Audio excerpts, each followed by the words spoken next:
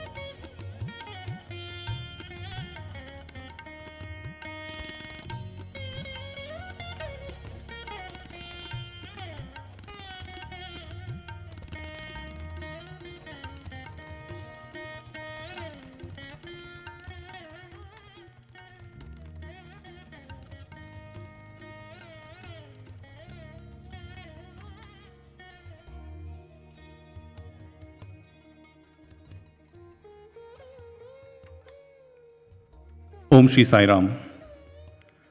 Invoking Bhagwan's divine blessings, esteemed elders, dear brothers and sisters, loving Sai Ram to all of you. On behalf of the Vice Chancellor and the members of the Board of Management of Sri Sathya Institute of Higher Learning, we welcome you all to the SG Sundaraswamy Memorial Lecture, which is being hosted at this magnificent venue, Sai Hira Global Convention Center here at Prashanti Nilayam. We will commence the proceedings of the memorial lecture with invocatory Vedam recital. Sai Ram.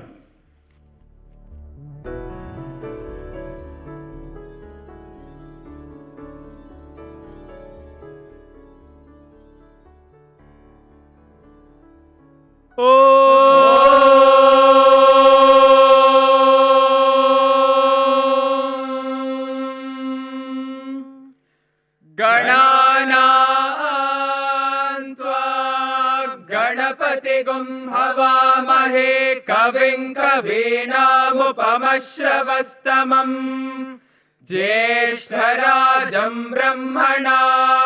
ब्रह्मणस्पत आनः शृण्वन्नोतिभिः सेदसादनम् प्रणो देवी सरस्वती वाजेभिर्वाजिनीवती धीनामवित्रयवतु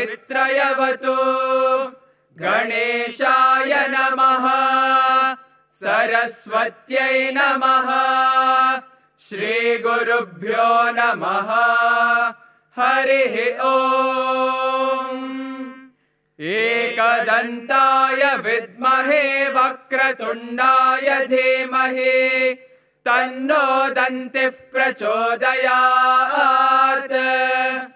एकदन्तं चतुर्हस्तं पाशमङ्कुशधारिणम् रदं च वरदं हस्तैर्बिभ्राणं मूषकध्वजम् रक्तं लम्बोदरं शूर्पकर्णकं रक्तवाससं रक्तगन्धानुलिप्ताङ्गं रक्तपुष्पैः सुपूजितम् भक्तानुकम्पिनं देवं जगत्कारणमच्युतम् आविर्भूतं च सृष्ट्यादौ प्रकृतेः पुरुषात् परम् एवं ध्यायति यो नित्यं स योगी योगिनां वरः नमो व्रातपतये नमो गणपतये नमः प्रमथपतये नमस्ते अस्तु लम्बोदराय एकदन्ताय विघ्ननाशिने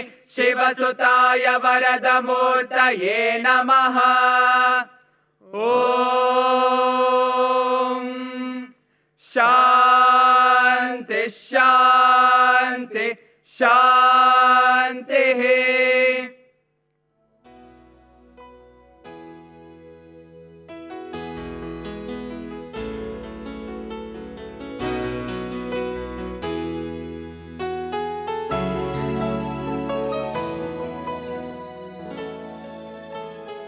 Sai Ram. We now invite the Controller of Examinations of Sri Sathya Sai Institute of Higher Learning, Dr. G.S. Sri Rangarajan, to deliver the welcome address. Dr. G.S. Sri Rangarajan.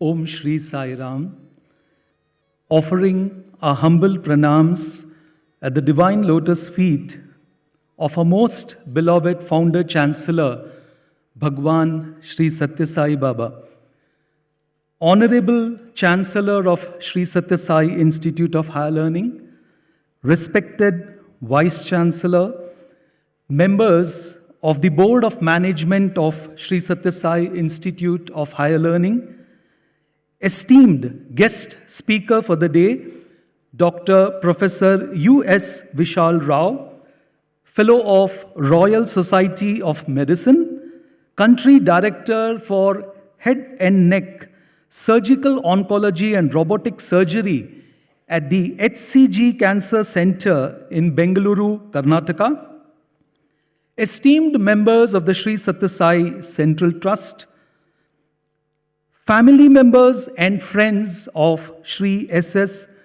Naganand Garu, respected Registrar of the Sri Sathya Sai Institute of Higher Learning, respected heads of various institutions functioning directly under the aegis of the Sri Sathya Sai Central Trust, esteemed directors, wardens, deans, heads of the department, faculty members, staff, and students of all the 4 campuses of Sri Sathya Sai Institute of Higher Learning, respected principal, warden, faculty, staff, and students of the Sri Sathya Sai Higher Secondary School, a very warm welcome to all of you to the 7th Sri S.G. Sundaraswamy Memorial Lecture, a series instituted by our respected trustee Sri SSS Naganand Garu in memory of his beloved father, Sri S.G. Sundaraswamy. This series commenced in the year 2015 And we are very happy to announce that this year, 2023, marks the centenary year celebrations in the fond memory of Sri S.G. Sundaraswamy, an ardent devotee of Bhagwan.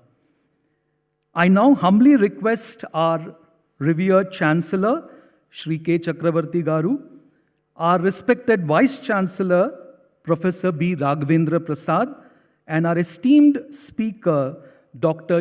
S Vishal Rao, to kindly come over to the stage and take their chairs.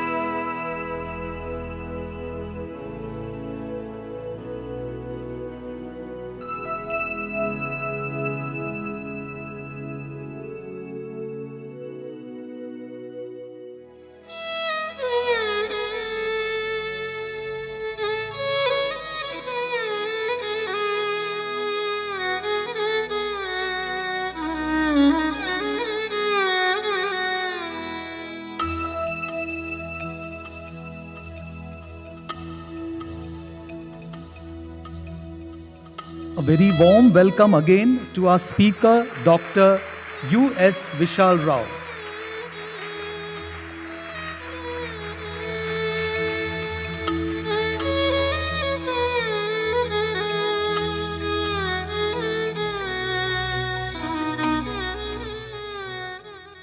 I deem it an honor to take this opportunity to share with all of you a few words about Sri S.G. Sundaraswamy. Sri S.G. Sundaraswamy, the first son of Sri D. Ganesh Rao, a prominent lawyer in Bengaluru, was born in Sira, Mysore state. After completing his Bachelor of Science degree in 1944, he studied law at the Madras Law College and joined his father's law chambers in 1946. Sri Sundaraswamy worked on various civil, commercial, and constitutional cases, contributing to the growth of his father's law chambers. He served as the Advocate General of Mysore State from 1970 to 1972 and also advised public and private sector companies. Beyond his professional achievements, he was deeply spiritual and had close associations with religious institutions like Sringeri Sharada Peetham, Sri Ramakrishna Mission, and his family temple of Sunday Koppa near Bengaluru. His life epitomized simple living, high thinking. He became an ardent devotee of Bhagwan after his first darshan in the 1960s and never missed an opportunity to serve Bhagwan's institutions. He was a member of the Council of Management of the Sri Sathya Sai Trust, Karnataka. In the cherished memory of an ardent devotee of Bhagwan, this annual lecture has been instituted by his illustrious son, Sri S.S. Naganand Garu, Trustee, Sri Sathya Sai Central Trust, Sri Sathya Sai Institute of Higher Learning Public Charitable Trust, and Sri Sathya Sai Sadhana Trust. To continue with the proceedings, I now welcome our respected Vice Chancellor, Professor B. Raghavendra Prasad, to kindly come over and set the tone for this memorial lecture. Professor Raghavendra Prasad, thank you.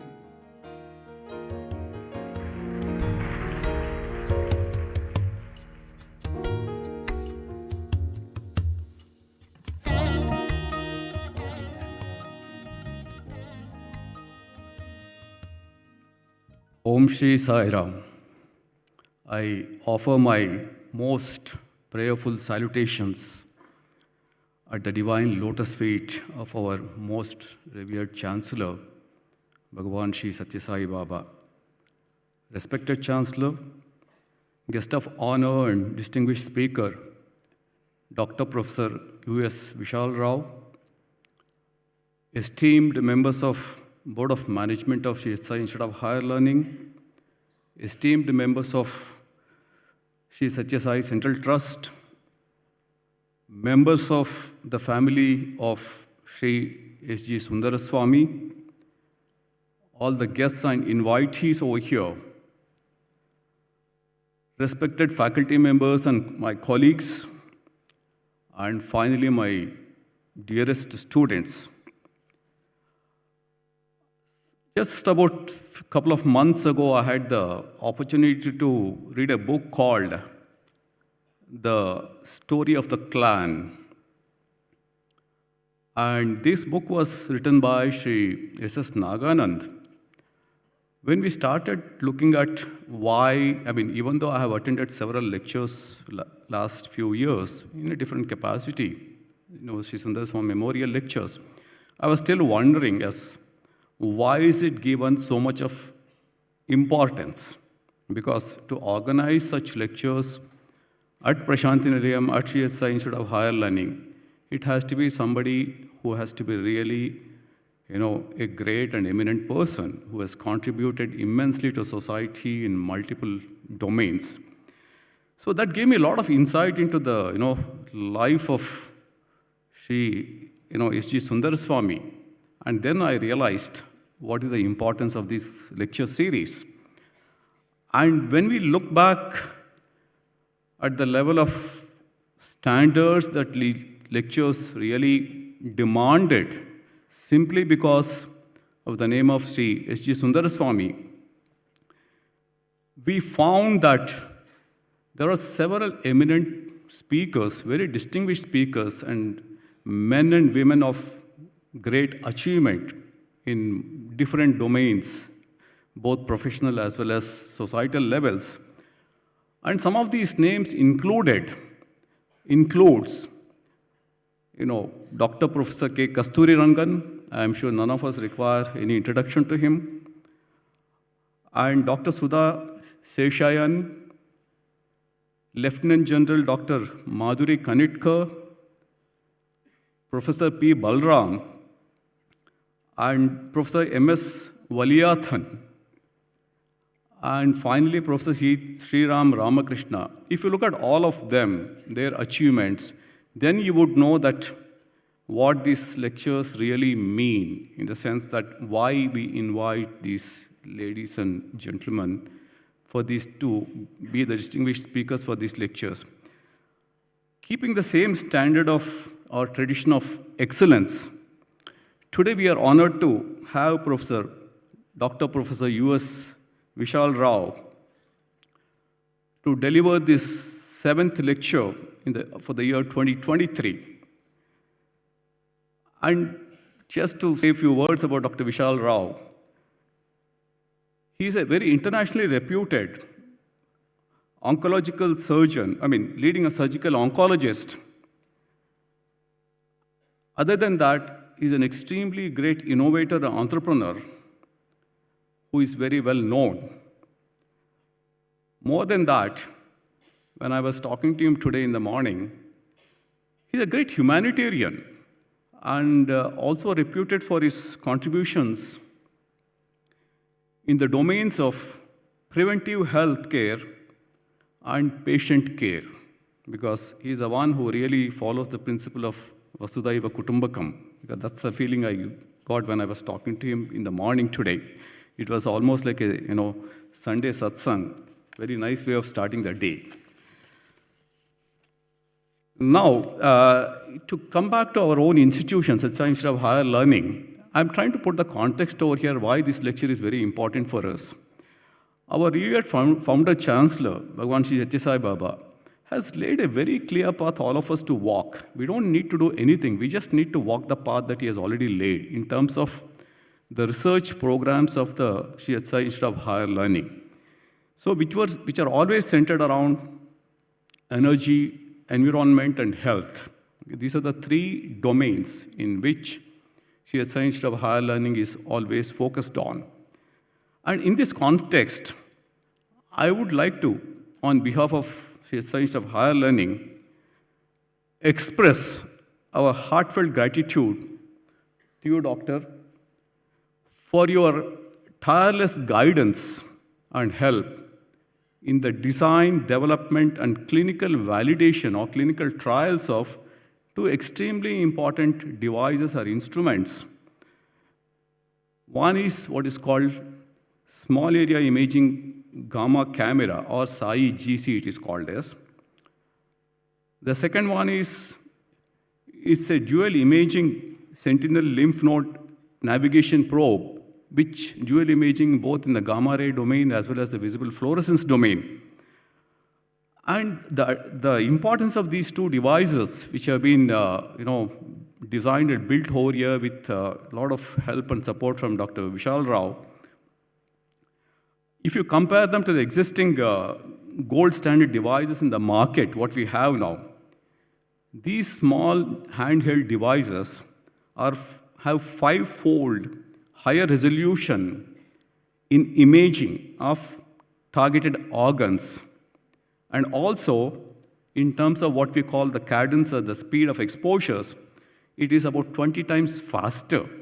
So it's almost like a real-time tool for any surgeon who is trying to operate upon a cancer patient or even for diagnostic purposes. And now what is the cost of this device, what we have estimated? It's about 1/10 of the cost of what is available as the gold standards in the market. Okay? And I would personally like to place our gratitude to Dr. Vishal Rao for all his help and support.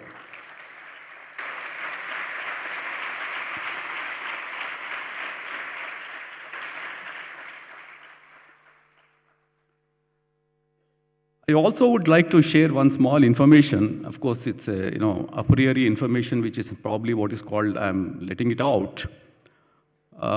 It's going through certain clinical trials with the help of Dr. Vishal Rao at HCG Hospital in Bengaluru.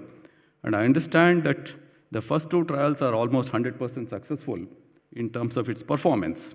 So we need to take it through several more trials.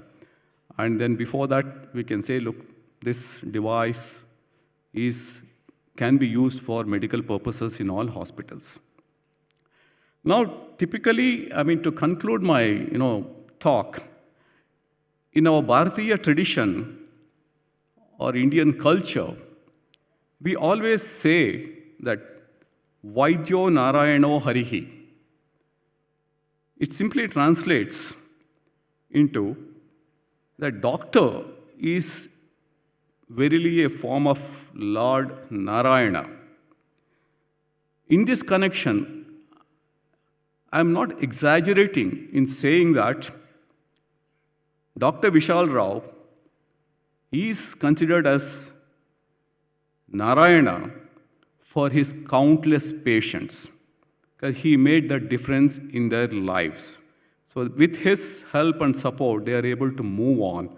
So with this little talk, I would like to conclude, and thank you all. Sai Ram.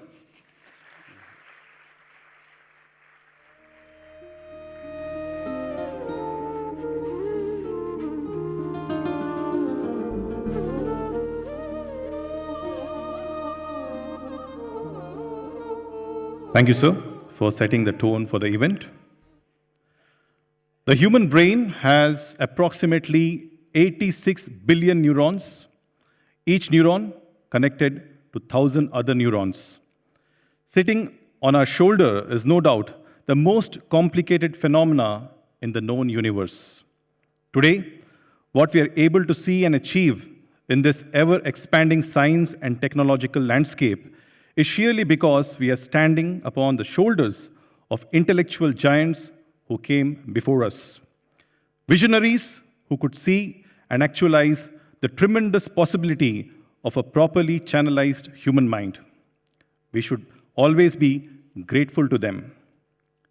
Youth are the architects of change, and to unleash the infinite potential of their head and heart, inspired by men and women who have risen to exemplary heights in their profession and contribution to society, this forum has been created. I now invite Professor Ms. Deepa Sitaraman, Department of Physics, Sri Sathya Sai Institute of Higher Learning, to to kindly introduce and invite our honorable guest speaker of this year's memorial lecture, Professor Deepa Seetharaman. Sairam.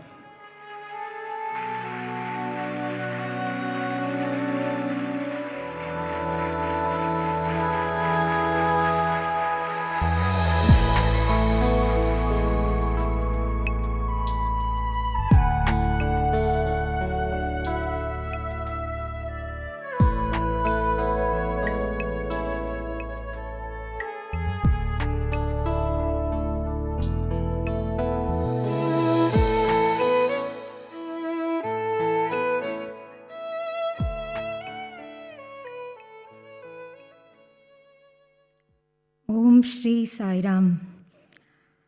I offer my humble pranams at the lotus feet of our beloved Bhagwan, Shri Satya Sai Baba. Loving Sai Ram, and a very good afternoon to one and all. It is my privilege to introduce today's speaker and guest of honor, Dr. Vishal Rao, a renowned oncologist and surgeon, to this august audience. Dr., inventor, Professor U.S. Vishal Rao is a highly accomplished and notable luminary in the field of medicine and academia.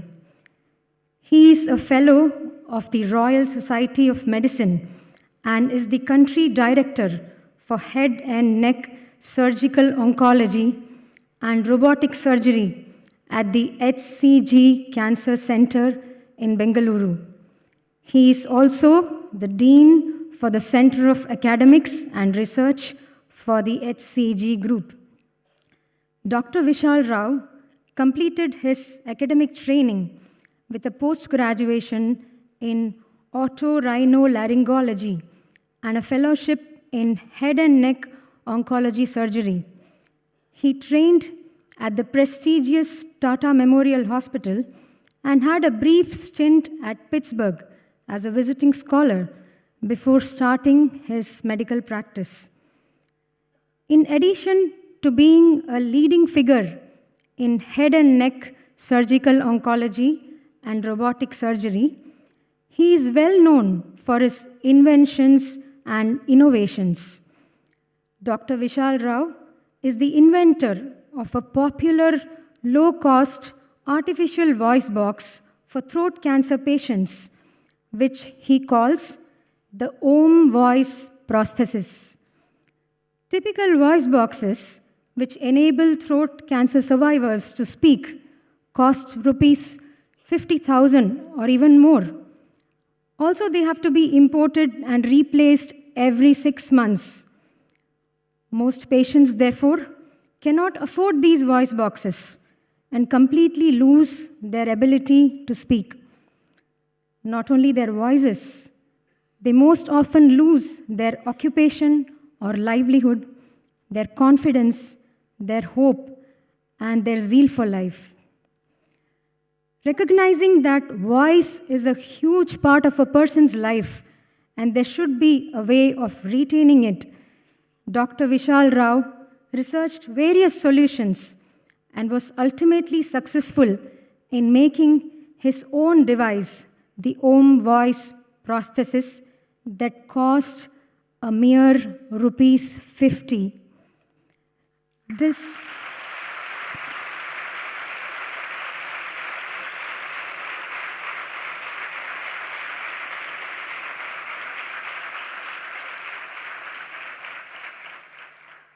This invention has benefited thousands of people. With patent approvals in both India and the US, Dr. Rao ensured that the product was available to patients worldwide. Partnering with the Indian government's Ayushman Bharat health insurance program, he has made Om available free of cost across hospitals.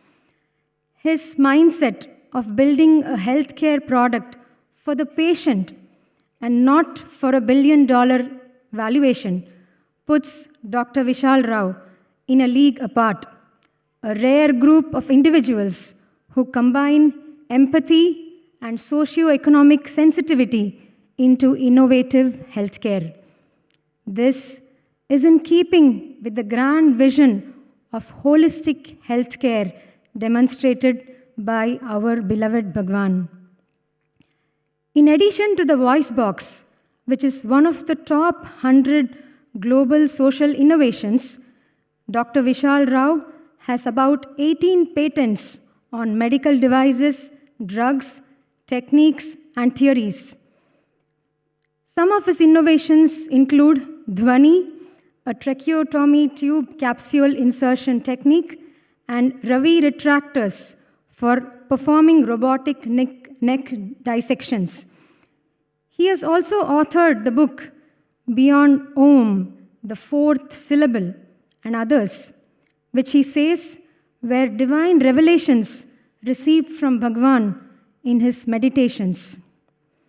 As our Vice Chancellor Sir said, the Bharatiya tradition extols the doctor as Lord Narayana, but Dr. Vishal has demonstrated through his various innovations and creations that the doctor can also take on the creatory role of Lord Brahma. Dr. Vishal Rao has received recognition from the BBC, the Harvard Business Review, and Forbes. He was a TEDx speaker and has addressed many international and national forums. He has more than 100 publications to his credit and serves as the editor and reviewer for many prestigious journals.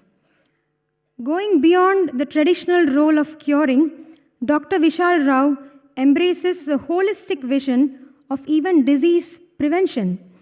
He devotes his time to cancer prevention and anti-tobacco programs and is an international advisor to the World Health Organization's tobacco-free initiatives. He is a member of the High-Powered Committee on Tobacco Control and Cancer Control, Government of Karnataka. He is also a member of the NCD Task for Bengaluru City and the in-charge coordinator, Union for International Cancer Control at the HCG. His extraordinary contributions have been well recognized both nationally and internationally. He was conferred the honorary fellowship of the Royal College of Surgeons, Glasgow, and fellowship of the American College of Surgeons, USA. He is the recipient of the Judy Wilkenfeld Award for International Tobacco Control Excellence for his remarkable accomplishments in the global fight against tobacco use. Back at home, he is a fellow of the Karnataka Science and Technology Academy. He has also been adorned with various awards, the Kempegowda Award, the Varshada Kannadiga Award, the Rotary Vocational Training Award, and many others. Dr. Vishal Rao holds various important positions of responsibility at national and global levels. He is a member of the consultative group to the Principal Scientific Advisor to the Government of India. He is a member of the Vision Group for Science, Technology and Biotechnology, Government of Karnataka. He serves as the chair of the Ethics Committee on Biotech with the Government of Karnataka and as member of the ICMR Ethics Committee. He also leads the Indian chapter of the International Federation of Inventors Association, IFIA Bharat, as the country director for healthcare and innovation. Despite his busy schedule managing multiple roles, he finds time to serve the society in other ways too. He serves as a trustee for Namma Bengaluru Foundation, which recognizes unsung heroes each year, and our own Sri Sathya Sai Seva Trust, Karnataka. I feel proud to say that Dr. Vishal Rao has been associated in the past few years with the Gamma Camera project at our Department of Physics, in which our team of researchers, along with Dr. Vishal Rao, successfully developed a prototype known as the Small Area Imaging Gamma Camera, or SSSIHL as it is called. This remarkable device offers 5-fold higher imaging resolution of the targeted organs at 20 times faster speeds at merely 1/10 of the cost of commercially available devices.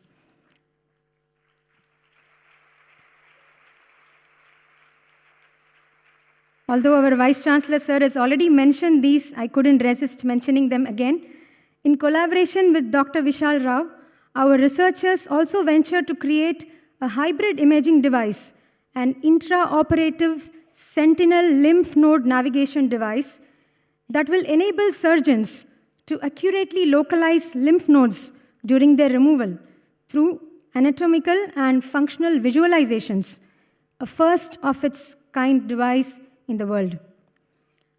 Above all, Dr. Vishal Rao is a doctor and healer par excellence and an ardent devotee of Bhagwan. True to his name and in tune with Bhagwan's injunctions, he treats his patients with his Vishalatvam, with love and empathy. I have had the opportunity of seeing his consultation room, which looks verily like a shrine, a miniature temple of healing. His loving interactions with his patients and comforting words provide reassurance to the patient and accelerate their healing process. Doctor, you are an inspiration to all of us. It is our fortune to have you amidst us and listen to you through this Sundaraswamy Memorial Lecture. We thank you for being with us today. Dr. Vishal Rao will be speaking to us on the topic, Possibility to Actuality, Bridging the Gap Between Biological Advances and Technological Advances. Dr. Vishal Rao.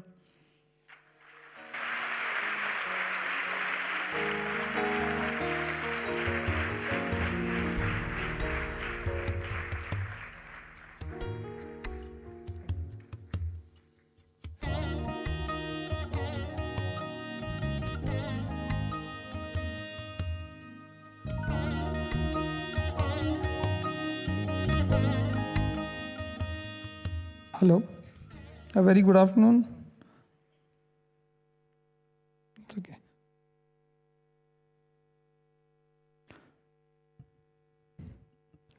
Very good afternoon to all of you, and special thanks to the SSSIHL organization, Chakravarti sir, Honorable Vice Chancellor Nagananda sir, and this has come as a very special surprise and a special emotional moment for me to know about the background of Sundaraswamy sir, and this honor given to me to speak at this particular podium. I'm a little nervous that I didn't realize that this is going to be such a big audience and this is going to be such a big opportunity. So again, thanks Swami for giving me this wonderful opportunity.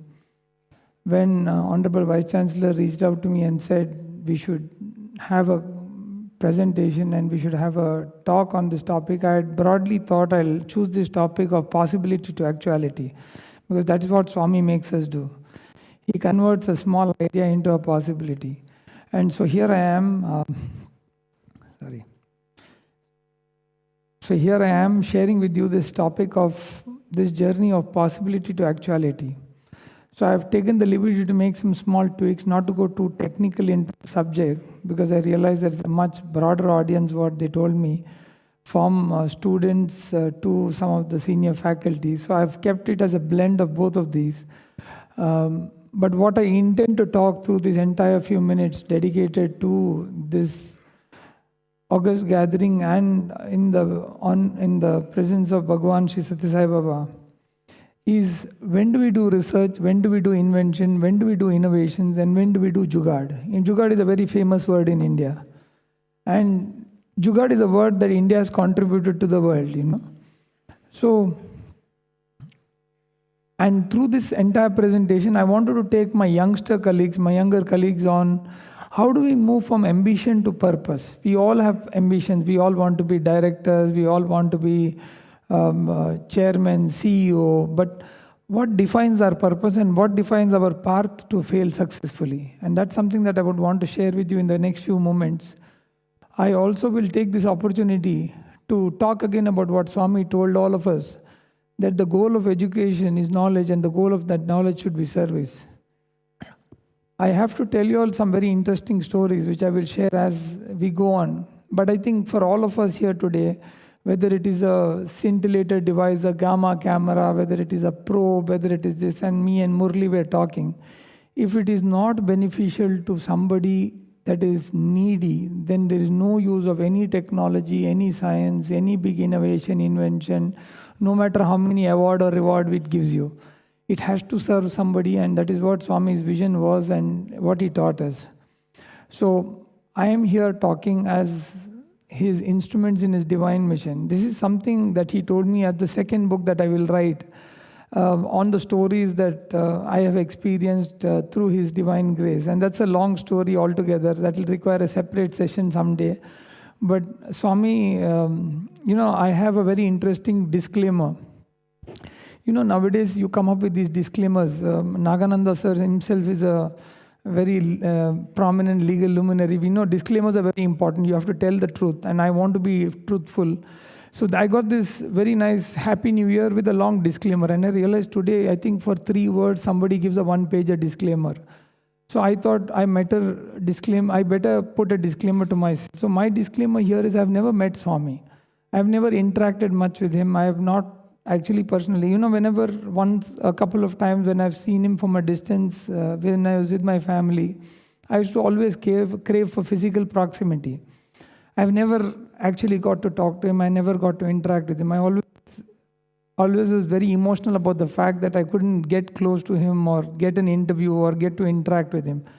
But all through my life, I have known him through visions, known him through, he would come and sit and talk to me. And today, I'll share some of those interactions of mine of my introduction to Swami. And that's my disclaimer to you all that, and I was telling Vice Chancellor sir, many of the youngsters here today are like me, and they would feel that, we wish we would have seen Swami. We wish we would have seen the glory of and the magnificence of the presence of the Lord when he was here in all his glory. I did get a chance to see it, but I must tell you all, I am no different from you all, that I did not also get that proximity, that kind of closeness to experience him in one way, but he gifted me this in another way. And that's what I want to share with you all today also. So, we often say Jagdishwari, Maheshwari, Saishwari, Saima. It's a very famous bhajan. I love this bhajan. And for me, this is a very personal experience that I must tell you. And this story begins, and this is a story that I'm going to talk to you today again with the theme of innovations. Now, I'm going to talk a little bit of science, and I'm happy to clarify any of the questions that you'll have. But the story of this science begins, and I'm just starting the story of unfolding innovations with this little boy that came to me. This little boy was working for a coolie parents who were laborers in a construction site. And this boy had difficulty in breathing. Now, when they went to the pediatric hospital in Bengaluru, they found out that his breathing difficulty was because that he had a nail stuck near his heart, that is just at the windpipe, poking just behind the heart. Now, it was quite a blocked area, and my friend, the pediatric surgeon, went inside and in the government hospital tried to look at it. He tried to touch it, it bled a lot, and he had to come out to save the child. He contacted me and said, Vishal, it's a very complicated area. It's just at the windpipe, at the beginning of the windpipe, before the lungs. Hello? And just behind the heart. So he said to me, Vishal, we will have to do this together. I think it's very complicated, but they're coolies, they can't afford any major procedures or anything. So what do you think we should do for this? I thought for a day and I told him, let me some colleges. I contacted one of the medical colleges, and the medical college management told me that we'll be happy to support it, but we really don't know how complicated it is and whether we'll be having this kind of equipments over here. However, having not much of options and having less time, we thought we should quickly hurry and save this child. So that previous night, I was reading this book called Chevalier Jackson, a very famous book on bronchoscopies and how to remove this. And I was, in a very subtle way, reprimanding and cribbing to my colleague, saying, why are you making me remove these nails? I only remove tumors and all that. I don't know where you got me stuck with removing nails on this. But he said, yaar, option hai nahi, we have to do this, so let's go ahead and do it.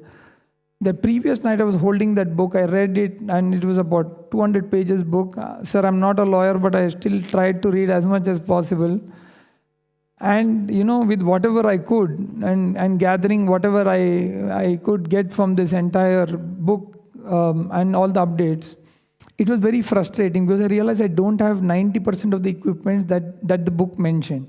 So I was deeply frustrated. I went back and I have a very beautiful photo of Swami which was gifted by the Pittsburgh Samiti to me when I was at Pittsburgh.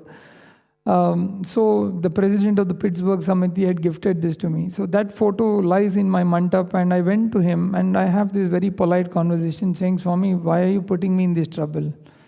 I'm getting very worried. I don't think I'm meant for removing nails, and you're simply putting me in front of this particular case to put and remove nails. I'm happy doing surgeries of cancer and all. This is getting complicated.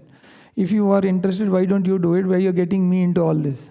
I was a little frustrated. I'm sure all of you will have had your own set of frustrations with him when you go in front of him. I think there are only people, most of us go and complain to him. I'm one among them who just keeps complaining. So I went there and I was at midnight telling him the story, saying that I don't want to do this. The next morning, when I entered the OT, there was something very interesting that happened. The medical superintendent, the nursing superintendent comes to me and says, sir, we saw this strange case in the list. It's never been listed before, so we thought we will ask you, what's the preparation for this? And while we were searching for equipment, we found in the storage house, there is one big box with all new German equipment which we had bought for MCI inspection. So we wanted to see if you were interested to have a look at it. So I went inside into that storeroom and I opened the full box, and I realized all those German equipments, brand new, which I saw in that book last night, were there in this place.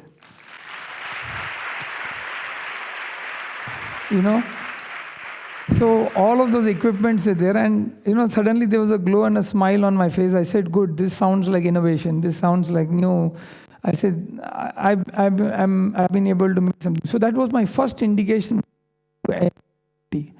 So I entered the operation theatre a little more confident this time, now with less of cribbing, no crying, and I was just telling him, I think let me make an attempt because I'm dealing with tumors, but let me take this chance because now I had all these equipment. We've used some of these, but in oncology, not for removing nails, again, like I said. But here was all this equipment, so we started. Now, interesting part about this is where it is stuck, and I hope you all can see the nail in that picture. Now, where it is stuck is where the lung begins and the windpipe ends. And there was a heap of infection around it, so if you touch it, it bleeds. So my pediatric surgeon colleague very cautiously told me, don't be over-aggressive. And we get only 1 minute because we have to ventilate the child's lung, come out, and then after that we have to go inside again, and slowly we'll have to do this over hours. This is what we had planned for. And if the thing continues to bleed, we'll have to slit open the chest and open it, and then after that try to save the child by manually removing the nail, which is going to be more life-threatening. That is how we had thought of it. Anyways, the story goes that I went inside, the anesthesia was given. The anesthetist was more paranoid than me. She was more worried. She said, be careful, 100 times to me, saying that. And it's constant tension because you're gone inside. I could see the tip of the nail, and I could see a mound of infection which was looking pinkish with a little bit of blood tinge. I went inside, saw the nail, and then I could hear a loud sound from the anesthetist saying, come out, we have to ventilate again. So I took the endoscope out, again waited, again she ventilated. The second time I went inside, again saw the tip of that black dot of that nail. And I said, let me see if I can just slowly move it and see how deeply it is stuck. So I asked the nurse for the forceps. Forceps is an instrument you use to hold it like a gripper and then try to move it. I held the forceps and then I tried to move it when I could again hear the shouting from the anesthetist saying, come out, time's up. So it's hardly about a minute that you get in this. And I came out. And after I came out, I said, next instrument, please. And the anesthetist did not come. So I wanted to look around as to where is the anesthetist, and everybody started clapping. And I said, what happened? So something interesting had happened. The nail came out and it was on the OT table over there.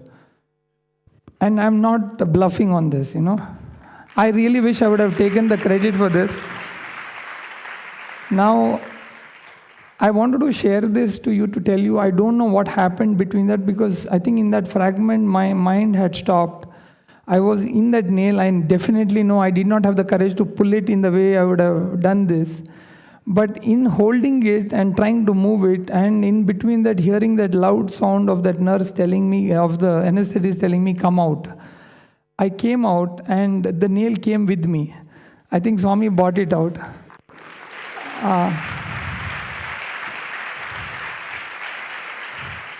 So you all are clapping for Swami, not for me. I must tell you all this. Because, you know, I really feel one thing, that I didn't do it. I really know I didn't do it.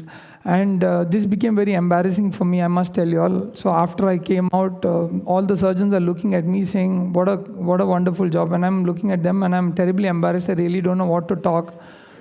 So I slowly go into the OT lounge and I'm sitting there quietly. And so my pediatric surgeon very humbly comes, sits next to me with a coffee and says, so please explain the technique.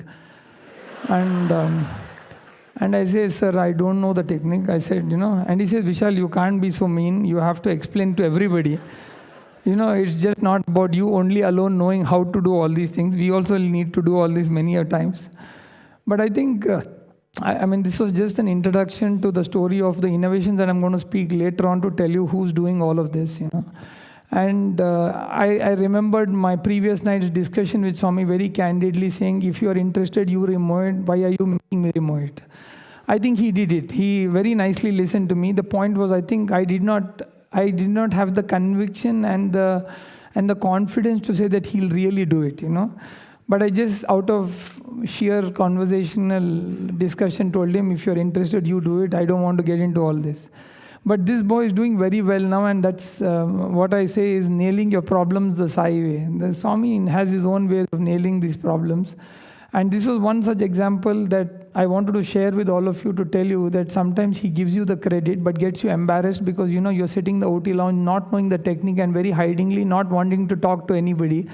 And many people wanting to interact with you and saying, can you tell us and explain the whole theory and the technique of how you remove these nails? So after that, I've never touched a nail and I've never had the courage to touch the nail. But I thought I should share this story with you all. I think, you know, life post-COVID, I've divided into two parts. BC, which is before COVID, and AD, which is after disease. So world is going to be two different things now.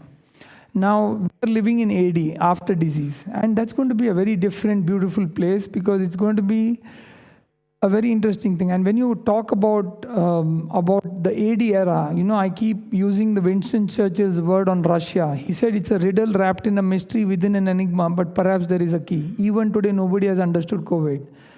Do you all know what is the first symptom of COVID? Can anybody tell me what is the first symptom of COVID? Sorry? Cold and cough? Loss of smell. That's the first symptom, sir. So I have a different take on it. After the first wave of COVID, I said that the first symptom of COVID is not loss of sense of smell, but loss of common sense. You know?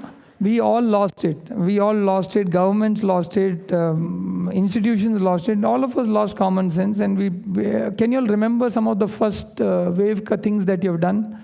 Close your eyes and remember it. Don't talk about it loudly. You know? So, you know, we all had our role to play in the first wave. We've done all kind of stupid stuff with COVID, and we still don't know what it's doing. And the most interesting part, and why I'm talking about COVID, is because I think the story of innovation post-COVID is going to begin with what COVID left and taught us. A few grams of this virus stopped the world. Just a few grams of this virus. And today, when you look at this, there is a lot of reports. This is a very beautiful report from the Boston Consulting Group, which said, transforming beyond the crisis with head, heart, and hands. And what it talked about was basically talking about, what it talked about what he talked about was a patient-centric transformation. I'm not able to change this slide. Okay, it talked about a patient-centric transformation, and that's what I wanted to share with all of you, that these innovations that we're going to talk about today, this research, this area of possibility to actuality is also going to be patient-centric, and that's going to be the key differentiator for us. So the most important thing, and especially for my young colleagues here, when you want to take up research, innovation, when you want to take up jugaad or any kind of inventions, this very, very important tenet is to find the right problem. And I think that's the key tenet to the entire area on how do you find the right problem. And my friend, it's not easy to find the right problem. People spend years and years finding the right problem. So I wanted to share with you this famous anecdote of a cola agent who was once given the head as the head of marketing for the Arab countries, and he was told to go and market the cola in the thing. So he used some AI algorithms, and he came up with this brilliant solution. He was sitting in a restaurant with his friend and chatting with him and telling him how he's going to disrupt the entire ecosystem of marketing using this technique of AI that he has come up with marketing. He felt the biggest barrier for the Arab marketing was the language. So he thought, let me cut the language barrier. So he comes up with this very intelligent AI solution wherein there is a man lying dead tired in the desert, drinks a cup of cola and starts to run. Very simple, not confusing. And he thought he'll disrupt the whole market with this. And a couple of months later, they both again met, and the friend was looking very depressed, the head of cola, the marketing. So his friend said, I think you had come up with such a disruptive idea. It was so brilliant. So I thought they made you the CEO of the company. He said, no, you know what? Something terrible happened. They threw me out of the company. So he said, but with such a brilliant idea, what happened? He said, I made a miscalculation. I forgot that the Arabs read from right to left. So, often it happens to us that we have a brilliant idea. We know how to do it. We think this is the way to do it. And many inventors come to me and say, look, I've already created this, I've invented this. And I tell them, did you understand the problem correctly? And they say, oh, we didn't understand the problem correctly, but the invention is ready. This is a very dangerous thing that is happening in the society. Remember, the educated man today is more dangerous than the uneducated man. Because the educated man is going to create solutions and then find the problem. And in doing that, he will create problems for the society. So I think the most important tenet of any kind of invention, innovation is to find the right problem, define it, look at how it is going to impact the society, and that is what is going to make the difference. I keep saying this. I was some time back at the Cambridge University, and I was often saying this, that when you look at when Newton looked at the apple, he gave us the laws of gravity. And when Steve Jobs looked at the apple, he gave us the Mac computer. My Mac is not compatible with most of the systems. In fact, Murli was so scared, "Arey sir, you're getting a Mac system," he said. So, but each one has a unique way of looking at the problem. And that's the beauty of innovations. And again, coming to the point that your answer will appear when your question is ready. So the better your problem, the better the answer. And I'm talking about the entire team of physics that we were working with. I think we were all dwelling more deeper on how to refine the problem so that the answer appears on itself. It's like the mythological principle of saying that the master appears when the disciple is ready. And that's what Swami would do to all of us. We often would complain saying that he has not come and solved our problem, but I think we were not ready enough for him to accept him at that point in time. So oftentimes this is a good question asked me. A first-year student asked me this question: how do I get a brilliant idea? And I told him, if you hold on to one person's problem all your life, you will be flooded with ideas.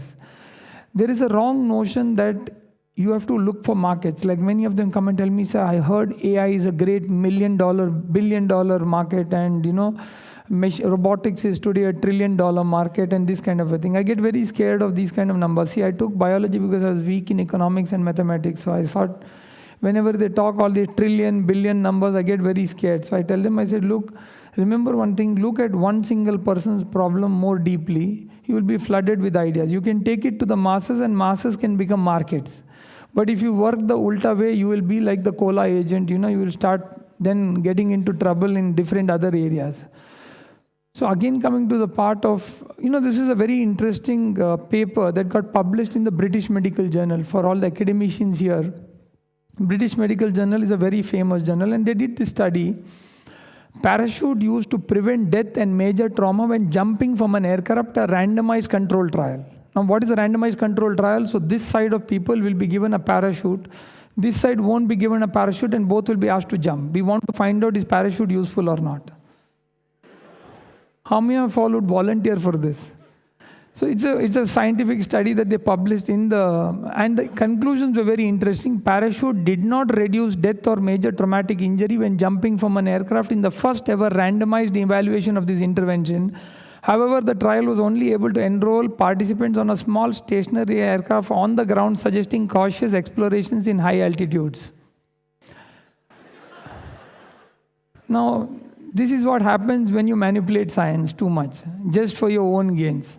And I am again reiterating the fact that, science is a dangerous area.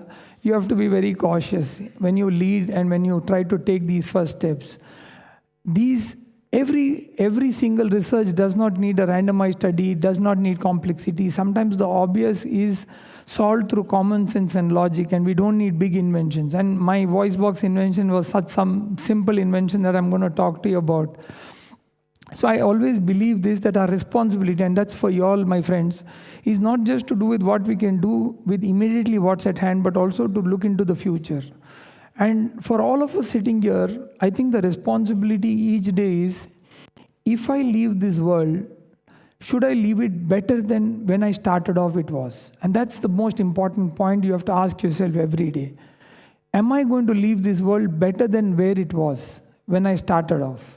And if the answer is yes, I think you've accomplished it, because death may knock any moment. I'm not saying that we don't know what our lifespan is today.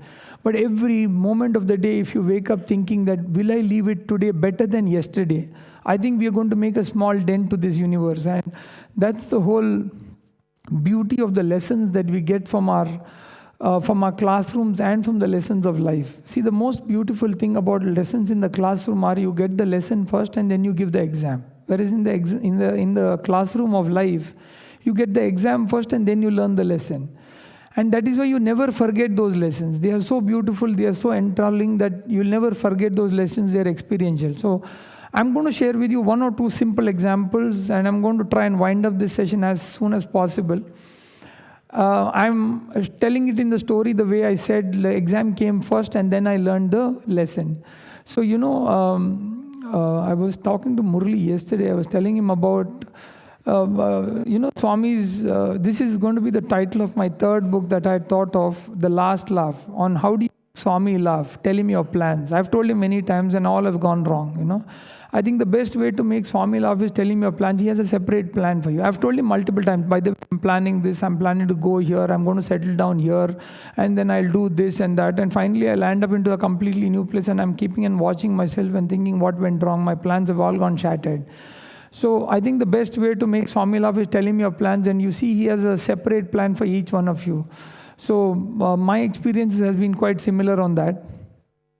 So I love biking. I was on a biking trip on the Freedom Run on August 15th. We were on a biking trip when, my friend, a very senior psychiatrist, a very renowned psychiatrist had called me and said that I should visit him in the tribal areas of Mysore as I'm traveling. So that day I thought on the way I will stop by and say hello to him. So there was Dr. Swaminath. He's a very well-renowned psychiatrist, and that is his place, the Chittadama. Now, what was the thing that he does? He's a very famous psychiatrist. He believed that tribal patients have psychiatric illnesses. And in order to prove his hypothesis, he actually lived his life, spent some time. He was working with MANS and various other centers, but he also built this center to actually prove the theory that tribal people have psychiatric issues. It's not an urban elite issue. And so he spent his time in these tribal regions, and what he did was he had set up this center. So he had asked me to come over and visit him sometime. When I visited the center, it was one of the most enthralling experiences that I had seen in innovations, in the form of the purpose of innovation. We all must have some point in our life seen these beggars or wanderers on the road, these people who are aimlessly walking, completely unshaven, looking looking very poverty-stricken, looking in a bad shape. What Dr. Swaminath would do is he would identify them, take them to this center and help them remember who they are. And that's how he actually used to train these patients. So a lot of them got back their memories, went back to their homes, and it was a very beautiful experience of what he's doing. And why I'm sharing this story is to fundamentally tell you the tenets of innovation. You know, when somebody gets an idea, it is so powerful, this idea. I thought to myself, I must have crossed the road so many times looking at them and must have laughed at it saying, God knows some mad person is walking on the road. But here was a man with a consciousness who thought that I should look into this problem, understand what they are going through and help them and do something so that they can go back to their homes. So I met with these two people that I remember. When I saw him, he was, when he entered, he was like this. And when I met him, he was like that. This gentleman, when he entered the asylum, he was here like this, and that was him that day in the field. Dr. Swaminath and his team of psychiatrists had transformed many such patients, and I think it was a very beautiful experience. Anyways, it was what I thought as a flying visit to stop by and say hello for the sake of completing one task of tick mark in my book, to just say hello to Swaminath sir, ended up into such a transformational event for me, which I'm presenting before you to tell you that what could be the soul of a man who must be working and thinking for these kind of people. I think Swami resides there, Swami is the doer there, and I think that is what is required to understand problems. Now, I ended up again into a problem there, and that's another part of the thing that I wanted to share with you. So as I was completing this thing, I spent a couple of hours. Dr. Swaminath told me, Vishal, we have a nice, a diary book which I wanted you to write some notes on as you're leaving about your experiences. So I wrote a nice, very touching, long note to him. And I couldn't resist myself to ask him, saying, Dr. Swaminath, I think this is one of the most touching moments of my life. But I have some suggestions I wanted to share with you. Dr. Swaminath is blunt, curt, and very simple. He doesn't mix too many unnecessary words. So he looked at me and said, Vishal, let me give you a suggestion. If you're going to open your mouth, you will have to implement it yourself. So I was in deep trouble now. I had opened half my mouth and I was thinking to myself that should I complete this or not? But he said, remember this, that don't give me suggestions, because everybody comes here giving suggestions to me. They do not know the pain of what I've gone through to make this entire thing. So if you are wanting to give a suggestion, you implement it yourself only. So now, having opened half my mouth, I thought I'll complete it. So I told him, I said, sir, I thought, if there were bhajans, music, and there was positivity, it would add to the positivity of these patients. So I thought we should have some nice music system for them. Very good. He said, please go ahead and put the music systems, he said. So there I went to Bangalore and I did some shortcut job. I did a couple of phone calls and got my friends to get me these nice speaker systems. And then I asked my secretary to courier it to them. Very easy job. And then after that, the courier it reached. I thought I got a call from Dr. Swaminath. I thought he's calling me to thank me. So I pick up the phone and he started shouting at me. He says, what nonsense have you done? I said, sir, I have sent a beautiful music system. I said, what more can I do now? He said, no, you should have find out from me on what is it that you wanted, because these are psychiatric patients. If you keep it below, they will throw it. So I needed a nice carpenter. I needed good electricians. We need to keep it on a height. I need wireless speakers. And then I said, oh, what did I get into? I had no idea about how complicated my life got after this. So there I was, now searching for electrician, a carpenter, and along with that, wireless speakers, sending this back, trying to readjust. And I think it's a very interesting lesson that I learned from Dr. Swaminath, what he shared with me, and that's what I wanted to share with you, that the greatest voice a person can have is advice. We all should be careful about giving advice, unless we can implement it ourselves. So I have refrained after that from giving advice to anybody, because I thought if somebody like Swaminath is there, then I'll have to again start implementing all this myself, So now today I take a more cautious approach, but the beauty of the music system playing there and the patients dancing happily to that music was a joy to what I had seen there. And that fundamentally brings to my idea of telling you whether it's a device, a theory, an invention, a drug, whatever research you all want to pursue. the question you need to ask yourself is, how do I find my purpose in this? And not just an ambition to create money or to create value. And that's the lesson one I got of connecting the dots, Why I went to Mysore, I thought I'm going for biking. I thought I'm going to enjoy myself. What I got as a lesson there was a great philosophy from Dr. Swaminath about the philosophy of purpose of innovation, the purpose of an invention, and why we should make something, sometimes small, sometimes big. But what's more important is the purpose behind it. And I wanted to share with you all, maybe my lecture today, and I must thank the SSSIHL organization for calling me here and giving me this honor. I really did not know this lecture is going to be this big. I thought it's going to be a small kind of a room talking that I'm going to be doing. But when you connect the dots, and that's how Swami would look at it, I think, that for all of you sitting here, you will connect these dots of why I am here today and why are you here today many, many years later. When you look back in life, you connect the dots when you look back, not when you look in front. You will not know why I am here. I still didn't know why I was here. I was talking to VC sir asking, I really don't know what am I going to be doing here.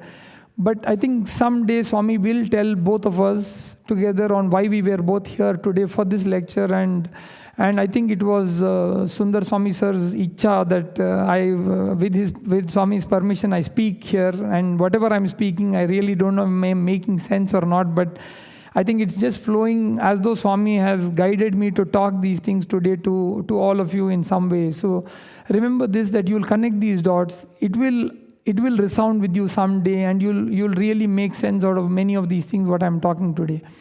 And so the post-COVID era for y'all will be about conscious capitalism. It will not be about vulture capitalism. It will not be about cheating people to make money. It will be about conscious capitalism where we are going to add value and wealth together. It's important as MBAs, you may understand that wealth is important. Any project, any particular thing, sustenance is important.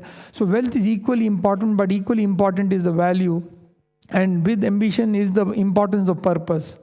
And so if you look at, I picked this slide from day before yesterday when me and the Stanford director were giving a talk together in Bengaluru. And I opened this talk by this particular slide from Johns Hopkins, which was a study that was looking at the leading causes of death in USA. The first one was cardiovascular diseases. The second one was cancer. Can anybody guess what was number 3? Stress. Sorry? Stress was 1. Anybody else from the last benches?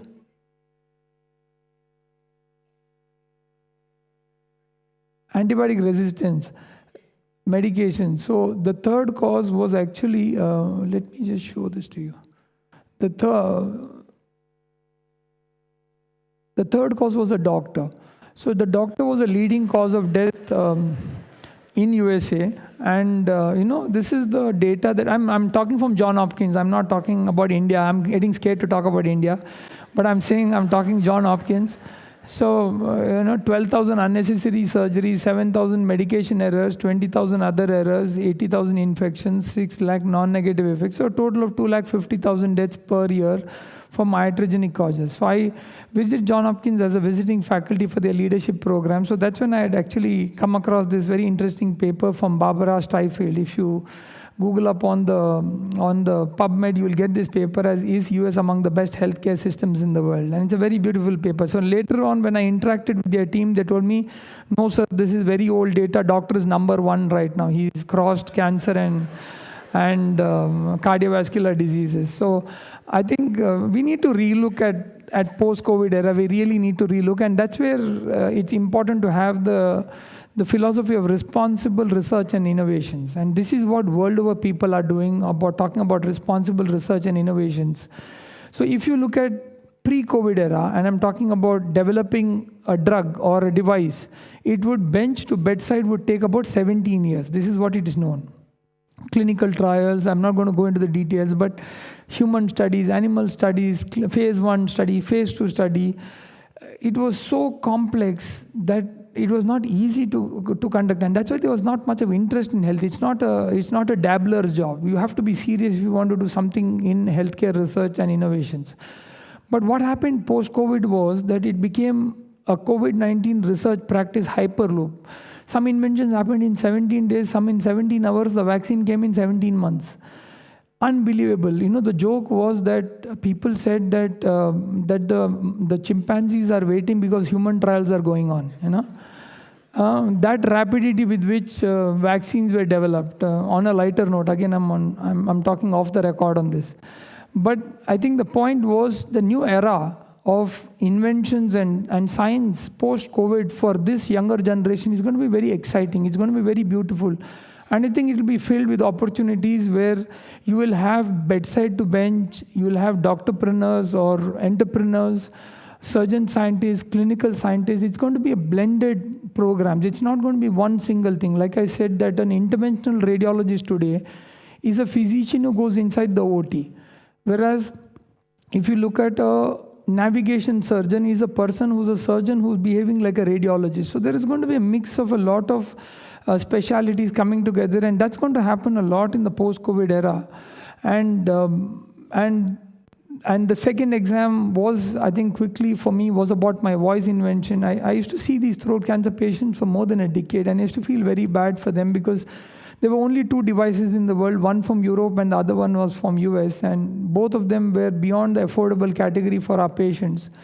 And I always felt, I'm sorry, I don't know, I think this is moving faster than I imagined.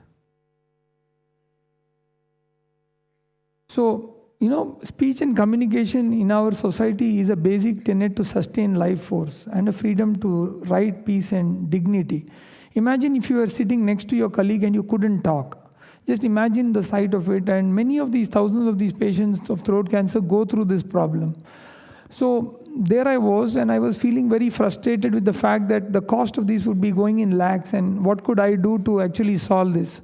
So that's when I invented the Om prosthesis, just to help and disrupt the ecosystem. And at that time, when I did this about 8 years back, I did not imagine that I wanted to do it for a security guard. I started with one security guard who had lost his job because we removed his voice box because he was a chronic BD smoker. And through Swami's guidance, I've always been a part of prevention of these, and I hope someday that my voice prosthesis will not be required for anybody because they'll stop smoking and using tobacco. But that was my first journey, and I'm not sure if the video can play here. Okay, can you play the audio? Can you increase the audio a little bit? Balki, Bidar district, Karnataka. Sir, it is better than earlier speech, and I am feeling comfortable. Very good. So this was a small invention I had done, which has given thousands of people voice back today, and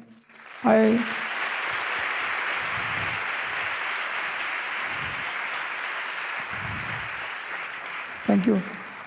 And I believe this was a larger responsibility that Swami bestowed on me to carry out this work. And I just wanted to share with each one of you. Today, 2,000 more people who are speaking with this device, some who have not spoken for 10 years, 14 years, are again speaking. And the joy of that is not measurable by money or by any kind of things, And I believe my grandfather was an INA soldier. He used to work with Subhash Chandra Bose as a soldier. He used to always tell me, for a true soldier, performing his duty is its own reward. And I strongly believe in that it's not about the award or reward that you want to get for an invention or anything, or the valuation that you get with money for it. But it's this small impact that you do to a person's life that matters a lot. The security guard spoke, he got his job back. And I think that was mission accomplished of that one patient. How many more patients will it go to masses? Today, I must tell you, 144 countries have reached out to me to say that through the United Nations, I should reach out to the world and actually make a difference in this. And I'm continuing to try and do so. So this is a small 2-minute video that BBC gifted me, and I wanted to just play this to you to kind of tell you what this journey of this invention was.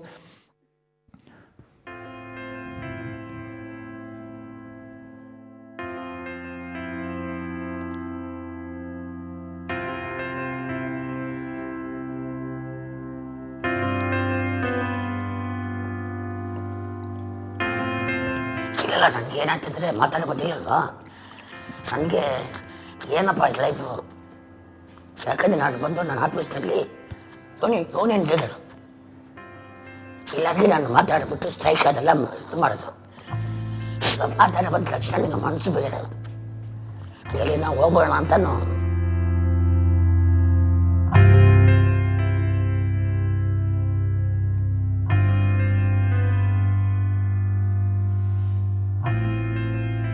%80 of our patients come to us in an advanced stage where it's difficult to preserve the voice box, and 80% of them come from the rural area and poor backgrounds. Majority of our healthcare is private and cost prohibitive. That was the reason that I felt that there was a dire need to actually help these patients speak again, because speech is a right and not a privilege.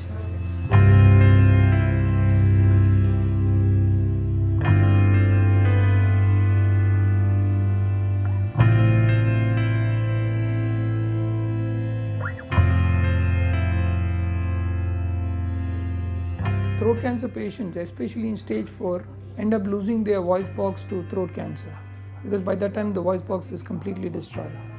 Now in this set of patients, they can speak again if the windpipe is connected to the food pipe and the air supply from the lungs are able to vibrate the food pipe so that the patient can speak again.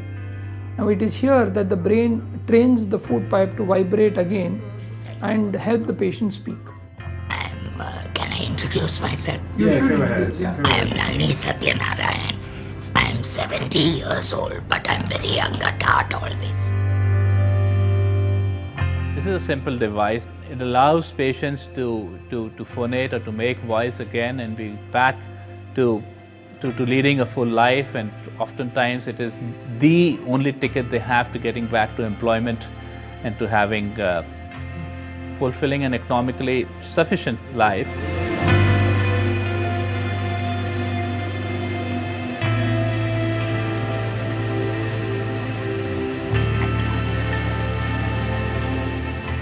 I was really sad that I might not be independent. But God called, I'll say that. God called me from above and said, "Dear sweetheart, it is only a pen, not the end in your life." So I bounced back, and I am a living and smiling example of life after cancer.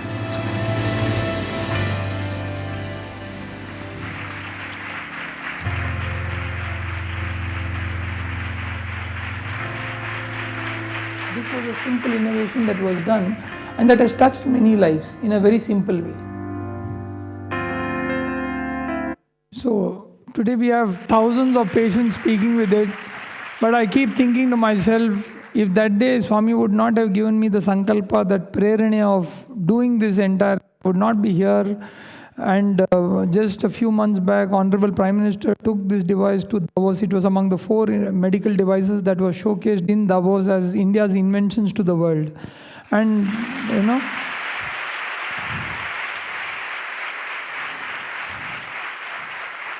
And after that came many of these. There was a chapter written in this international bestseller, Do Better with Less. It was a book on frugal innovations where they dedicated a chapter on this particular thing. And I've talked a lot on Swami's philosophy in this, about looking at reducing disease burdens. And then it was covered by the Harvard Business Review. So I have a whole pipeline of inventions. After that, I went on doing each dedicated to a purpose. And I'm not going to go because I think we are running out of time, but this was a drug invention that I had done, which has been granted patent among the very few new drugs that have been invented from India, to a new cancer drug which is plant-based, that I just completed recently and that has just got approval to be used on humans. And I was sharing with the team today, with the Dean and the Vice Chancellor, and the interactions I had with various departments, of how this has been now approved and allowed to be used.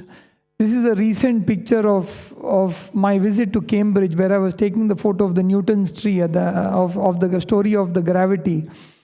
And I had got a grant from Cambridge on some crazy idea that we were working on.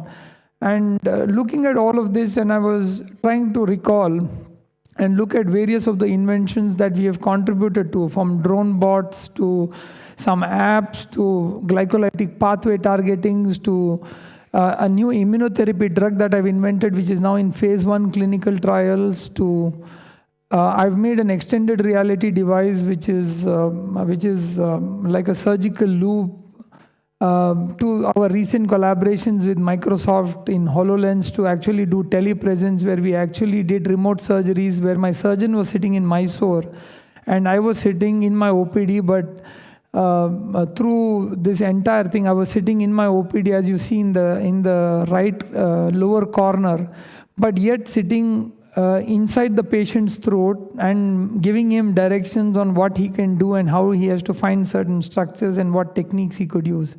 And these are technological leaps that we did out of not spending anything. I think we just used 4G and that's all. So rather than sometimes sending and do WhatsApp forwards, it's better to do some of these surgeries, you know. So I think there's been a series of these inventions, but I just want to close with a couple of points. World Intellectual Property Organization, WIPO, which gives patents to the world, they had interviewed me some time back, and Catherine, when she interviewed me, she asked me about my journey. One of the very interesting things she asked me was, how has your journey been as an entrepreneur? And I told her, so complex as the spelling of the word entrepreneur, so is the journey.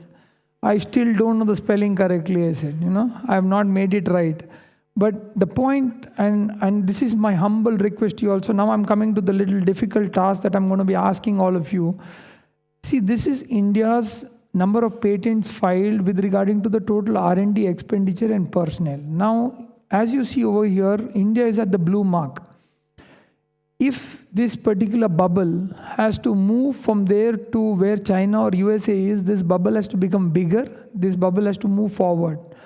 And that can happen from this room, it cannot happen from outside. I am a part of that small bubble who's trying to inflate myself quite a lot.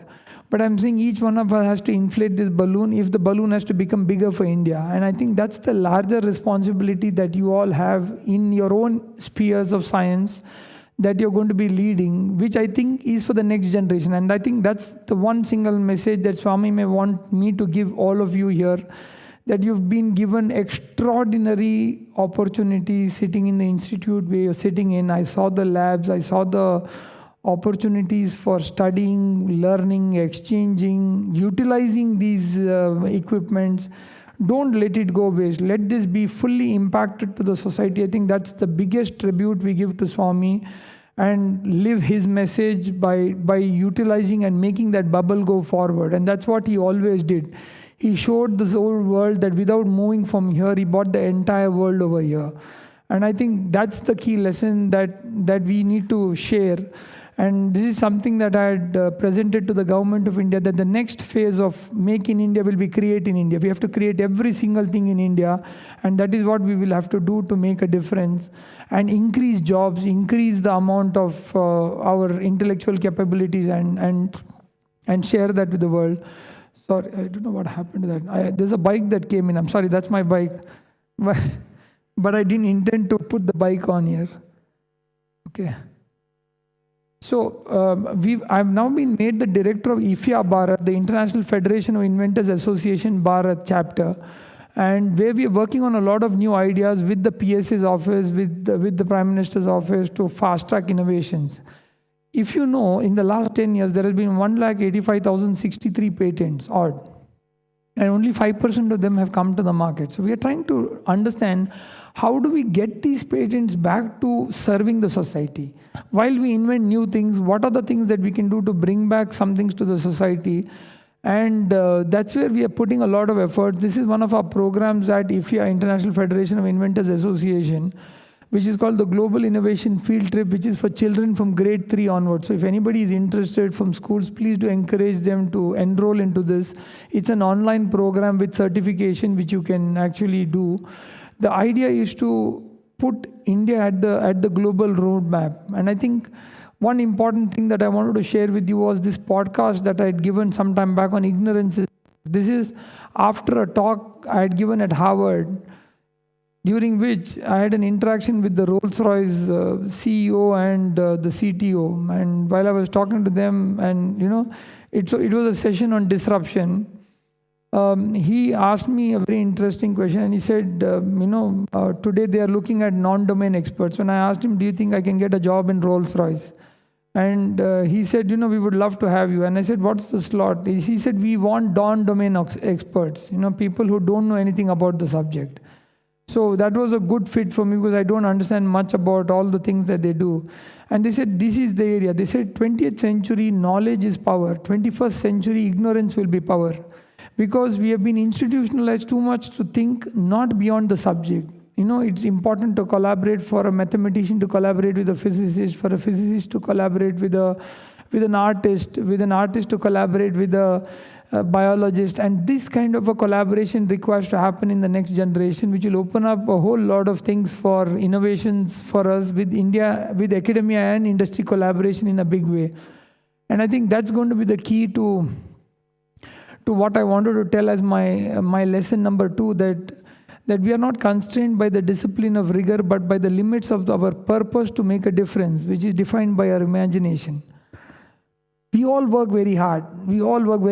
The problem is that we are limited by our purpose to make a difference. And I think that's defined by our imagination. So I was yesterday night while driving from the airport with Murli and Kaushik, I was talking to them that there is something called as intellect. Above that, there is something called as instinct. And above that, there is something called intuition. You have to rise above these to get into the zone of imagination. And that is where, if your intuition can guide you, you will make the biggest differences in science and innovation for the world to come future. This was a very interesting interaction I had with His Holiness, and something very profound from him. He said, an idea comes to you, not from you. And I think that was such a strong thought process, that an idea comes to you, not from you. You are not the creator of the idea. And today, how more relevant than standing at this platform to tell you from the place where Bhagwan himself guided all of us. How many of you all here wake up in the morning to get this brilliant idea, Google it up and realize that 200 people have already done it? I go through this quite often and get depressed saying, oh, I missed out on a Nobel Prize. You know, it often happens. So, and it is so profound that, you know, you get this idea and you say, oh, this is completely novel, ये तो मेरा original idea है, and you try to Google it up and realize 200 लोगों ने already complete कर दिया इसको, you know. So I think the best part about an idea is it comes to you, not from you. And ideas are reaching the same people at the same time. It's only the receptive ones who are able to take it and make something good out of it. So I created something called Copyleft. Instead of copyright, we actually started creating a forum where people can steal each other's ideas, you know. So the first time I held this program, my colleagues looked at me and said, are you normal? And I said, look, I thought of holding a program because I feel a lot of people hold on to their ideas and don't give it to others, but it is not of any use with themselves. So it's better they at least start sharing with others. But I said, you know, if I tell them about charity of ideas and gifting ideas, it becomes boring. So I themed the idea, steal your ideas, you know. You're allowed to steal others' ideas. 200 people participated in that meeting. It was a successful meeting because I realized there was so much enthusiasm to steal each other's ideas, you know. And in this entire approach, as we ended this program, I must tell you all, I was watching this program. What happened after that was actually more people collaborated. There was no much of stealing and cheating, because the real powerful idea, the person who had it, if the other person took it away also, he wouldn't be able to implement it without this person. So what happened out of Copyleft was, when you open your ideas and share your ideas, you'll have more collaborations than competition. And that is what we realized out of this entire effort. And I share this as an example to tell people that Copyleft is about, it's about paying it forward. A standing example is of Bhagwan's life himself. Went on giving it to everybody. And I think to myself that as Mother Sai, it is our duty and responsibility to pay it forward. If I have received so much from him, I think it is my time to give it to somebody else without asking what will that person give me back in return. And I think that's the principle of pay it forward. Keep that thing moving, invent for the society, invent for the world, invent to make the world a better place, invent to make a small group of people a better group of people or better group of humans. And I think that will make a larger difference. I'm sorry. And I dedicated, I was telling Nagananda sir, one of my first meeting with him was with Justice M.N. Venkatachala. I was at his house. He told me something very beautiful when I showed him the voice machine. He said, Vishal, you have gifted the voice of freedom to this world. And he said a true progress of a society is going to be mapped by the progress and expansion of freedom. Otherwise, if you want to run good GDP, you can give it in the hands of pirates. He gave me a very beautiful example. He said, Vishal, if 3 doctors every day walk from the house to the hospital, the GDP is low. If the same 3 doctors every day from the hospital go in a brand new Mercedes to the hospital, the GDP is much better. However, if the same 3 doctors on the way to the hospital die in that accident, in the Mercedes, the GDP is the best, he said. So GDP is a limited way to assess progress of this world. So do not assess everything by GDP. Look at making a difference to the society that is beyond the GDP. And I'll close with these notes, I promise. How many of you all have watched Patch Adams here? So it's a very nice movie where Patch Adams, his original name was Hunter Adams. He has a very interesting thing. He has attempted suicide and he's very depressed. He's been sent into a mental asylum and he gets a great scientist there. This scientist has a very good question whenever he enters. Every time a new patient enters the asylum, he has a question. He goes to them and asks them, how much is this? And naturally, Hunter Adam enters and says, it's 4. And he says, another mad fellow has entered the asylum. He says, go inside. That night, he went into his room and he asked him, can you give me a real answer to what is that question's thing is? And Arthur Mendelsohn was busy. He was doing something of his research. He's a scientist. He was doing something of his research in his room. And ignores Hunter Adams. When Arthur's cup was leaking, so he takes a tape and fixes the leak. So then Arthur Mendelsohn looks at him and says, you have fixed my problem, so I'm going to give you the answer. He says, look at it again and tell me how much is this. He says, 4.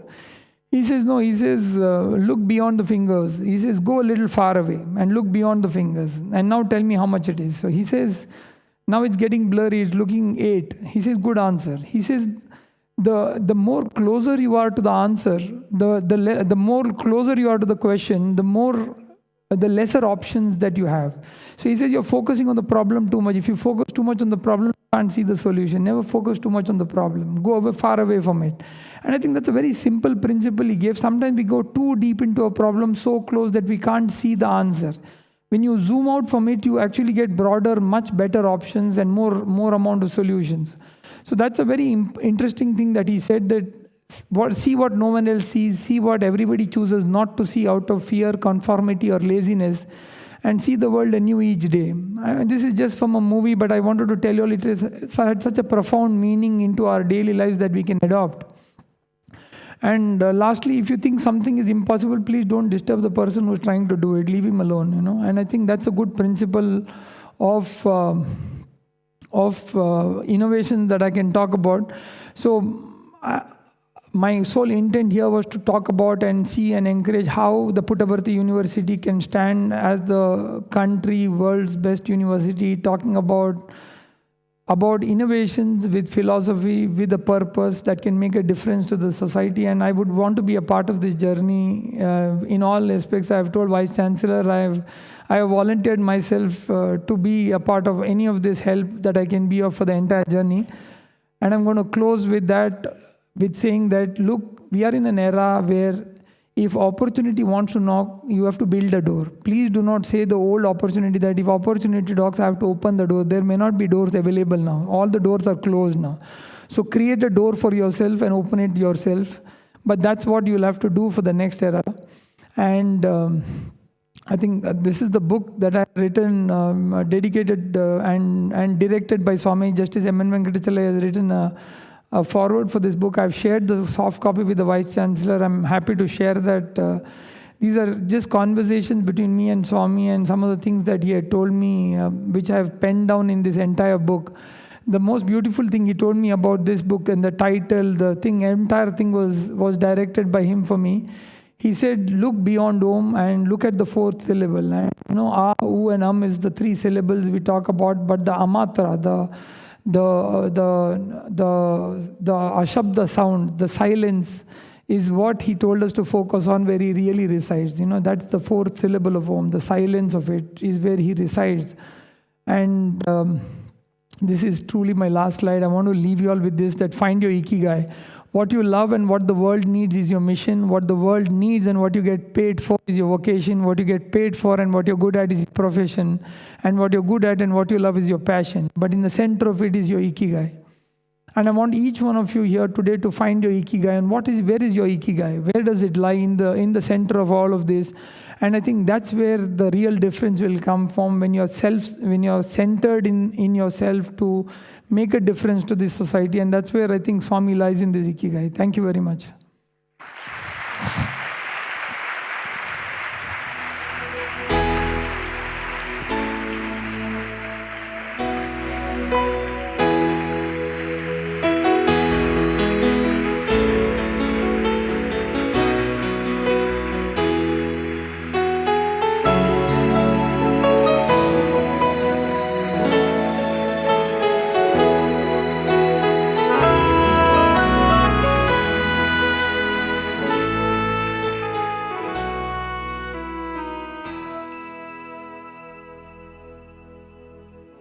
Thank you, sir, for a very insightful and inspiring talk, highlighting the importance of patient-centric healthcare, role of perceptive intelligence in diagnosing the problem based on pure common sense, how to go beyond myopic choices in life, the power of an idea when backed with a human purpose, having a life-transforming impact, initiating responsible research innovations, lessons learned during pandemic, which forced us to adapt and accept accelerated research to practice Hyperloop with calculated risk, of course, simple and frugal innovations having life-changing impact like the Om voice box we saw during the presentation, power of disruptive innovations which challenge the established theories and old practices, design health thinking, a new model of sustainable solutions to support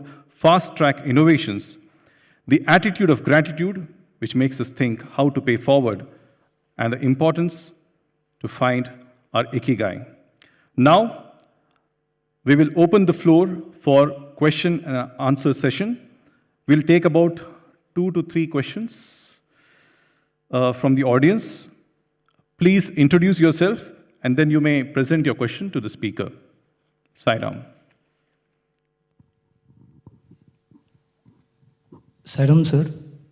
I'm Sahit from 2nd MSc Mathematics, Sri Sathya Sai Institute of Higher Learning, PSN campus. Sairam, sir, first of all, thank you for giving such an insightful and inspiring talk. The word sustainability is on everyone's dictionary now. We all know that all the major nations of the world have outline their sustainability targets for the next 30, 50, or even 70 years. But voices in the press claim that in the run to achieve these targets, the nations might decelerate medical and technological advances. Sir, I would like to know your opinion of how countries and governments can balance both sustainability and advancement. Is it even possible to achieve acceleration in both these areas without one hampering the other? Thank you, sir. I thought I'll be asked easy questions. Yeah. I think this is something Chancellor could have answered better for me. But I'll take this for you. I think it's a very relevant question. Today, everybody is talking sustainability, but it's more like the Miss World pageant where the lady is asked, "What would you do for world peace?"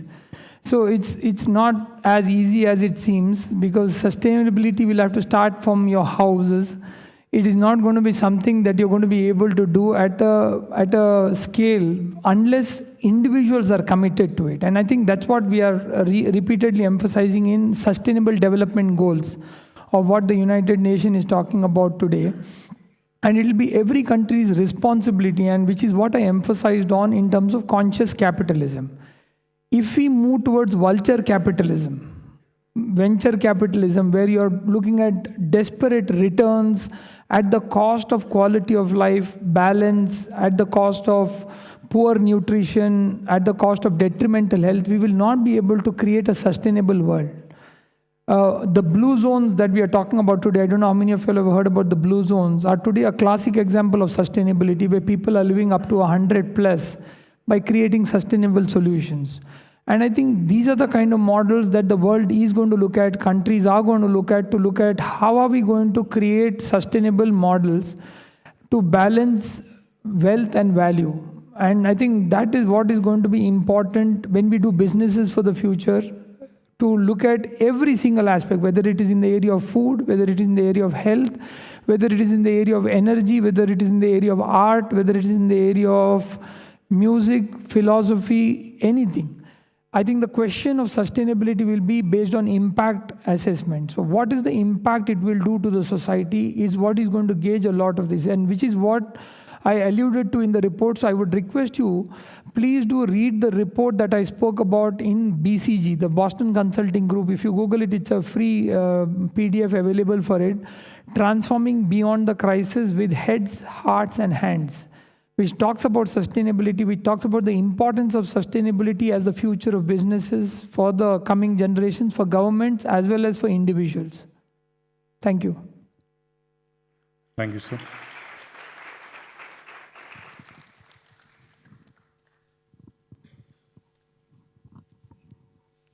Saram, sir. Sir, I'm Sukesh from 2nd MSc Biosciences. Sir, so I'm currently at a transition state where I'm going from a student to a researcher. So this question lingers in most of our heads right now. So should I choose a field and find my liking in it, or should I search for the field I like? Good. I'm also in a transition zone. I'm also a student searching for research right now. I share your feelings, but I'll tell you one thing that I must admit to, at least in my personal journey of what happened was that, many students come and ask me, sir, radiology is a very good option. Do you think there is money in it? There is scope in it? I often tell them, open your book, that book that's there in your hand, flip through it. Sometimes you connect with one chapter, one page, few lines, and you connect with it very deeply.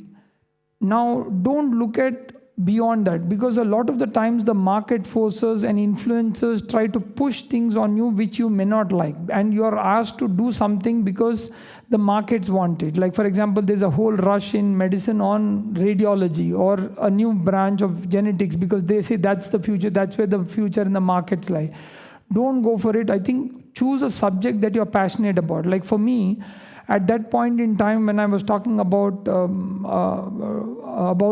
in the first year of my medical school, I used to dissect the voice box. First year of my medical school, in the dissection hall, I used to be dissecting the voice box. Now, nobody that time told me I'm going to be sitting here one day inventing voice machines, correct? So this is what I feel is there is something called as a destiny that takes you towards it. And trust in your instincts. And I'm again repeating what I said, your intellect, your instinct, your intuition is in that range of things. Keep your intuition alive. And your intuition comes from your inner, it's an inside job. It comes from your inner work, of your inner prayer, meditation that will give you these answers. And do not get swayed by the attractive part of what the world offers to you sometimes without substance. If you feel there is a subject, a particular thing that you're wanting to seriously pursue in, against all odds pursue it. And today I did it. And I'm a standing example to tell you, at that point in time, there was no scope for oncology. In fact, they told me, take a plastic surgery, there is more revenue, there is more money there, there is more amount of gratification there. Whereas in oncology, it is more depressing, there is going to be no much of opportunities. Today, what am I doing for WHO or for EFIA or what for this? Now, what calculation did I have? Did somebody have to guide me and tell me that this is what is going to lie before you? No, but I think you have to carve your own way, and that's the opportunity you have. The opportunity you have, and many of you like this, would be in this transition zone to pursue your goal with deep interest and commitment to an area which you think you can make a difference to. And that has to be blending with your soul. Thank you. Thank you, sir. Thank you. Any questions from the Anantapur campus? Hello, sir. Here. Yes. I'm Sushma. I'm doing my research. You were talking a lot about ideas, the power of an idea. While some crazy ideas turn out to be great innovations, but sometimes ambitious ideas don't really give an impact. And in between conceiving an idea and executing it, be it a researcher doing her research or a MBA person doing an entrepreneurship, launching a product, there are a lot of doubts that plague us in the process as well.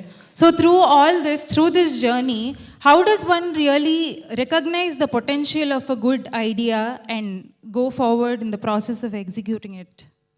You actually summarized the word entrepreneurship completely in what you have told now. This is the entrepreneurial journey, and the most fundamental formula for this is the freedom to fail. I think without having the freedom to fail, you cannot achieve an idea.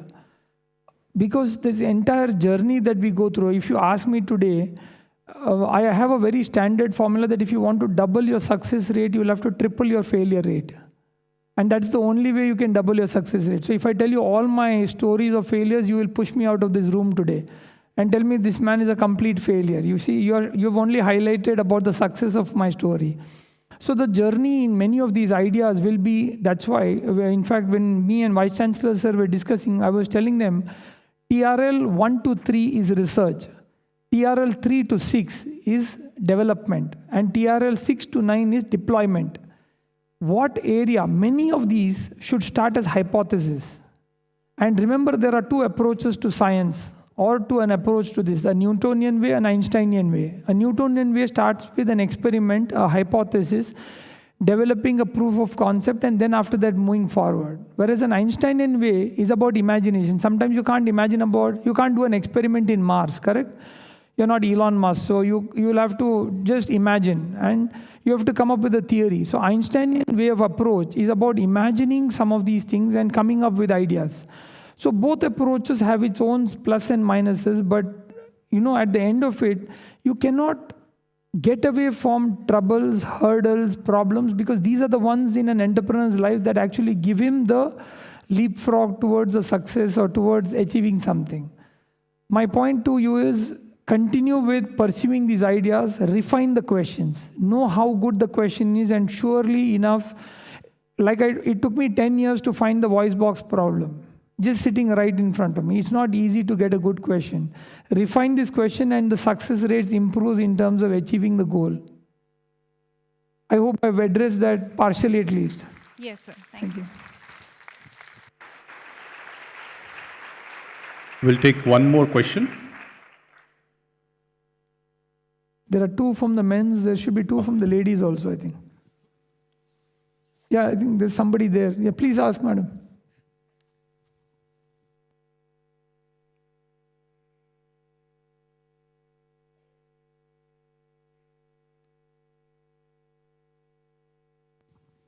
Sairam sir, I'm Navya from First MBA. Like the answer you just said now, getting the key problem is the right thing. But how do we go about searching for the right problem that we have to answer?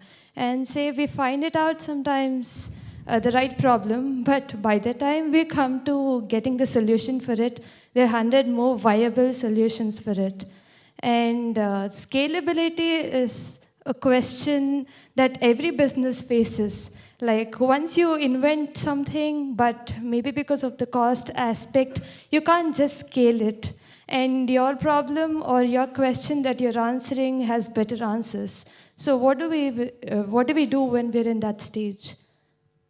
So again, going back to that old slide that I said, that I personally believe, this is my approach to it, that an answer appears when the question is ready. And if you follow it, and I tell my students this when they pursue their research projects and when they pursue even small areas, not big entrepreneurship also, that start with a small area, take 4 steps, you will get some amount of assistance. So just giving you an example with home process, when I started up, I had a vision of saying that I should create a $1 device and what was the philosophy behind the invention? That I wanted to make a poor security guard speak. It started with 1 patient. Then I understood that 50 people wanted it. So when 50 people wanted it, I realized that I needed a better ecosystem. Then I got a request saying that 5,000 people needed it. By the time I completed it, they said 5 lakh across the world. So now how do I scale this entire thing? I had to build an ecosystem. It took time for me, but I'm still surviving and I'm still been able to make it happen. Government of India stepped in, BIRAC stepped in. We were able to create a state-of-the-art factory today that will not only cater to one home device, but today is also a contract manufacturing unit for hundreds of other devices that can be invented from across the world who are interested to come to me, including, the funny part is that the second patent holder of the world from USA reached out to me and said, I want to collaborate with you now and make more inventions. So the point is, this journey is not, three parts to it. There is a journey, there is a destination, and there is something called as company. You have to enjoy all the three in this. It's not just about having one single idea and after that scaling it and achieving a particular goal. I think the entire journey is what you'll have to enjoy in this. And through this journey, you will find answers. Like I give you an example. When I leave from here to Bangalore, do I see Bangalore? I don't see Bangalore, correct? When I see from here, I see the Prashanthi Nilayam gate. And when I go till the gate, I see the signal. When I go to the signal, I see the highway. And from there, I reach home. Oftentimes, an entrepreneur wants to see Bengaluru when I sit here, which is not possible. And that's the whole problem with business development, scalability, or the vulture capitalistic approach. Conscious capitalism is about looking at balancing it, inclusiveness, and a very important point which I want to tell the ladies is gendered innovation. Today, I think it's about a gendered equilibrium innovation that is important for every innovation that comes here. Whether it be a medical device, whether it be a drug or anything, and I think that's where you'll have to collaborate more for a gendered perspective in each innovation that you require. Thank you, sir. Thank you. Thank you, sir. Let us give a big round of applause to our guest speaker.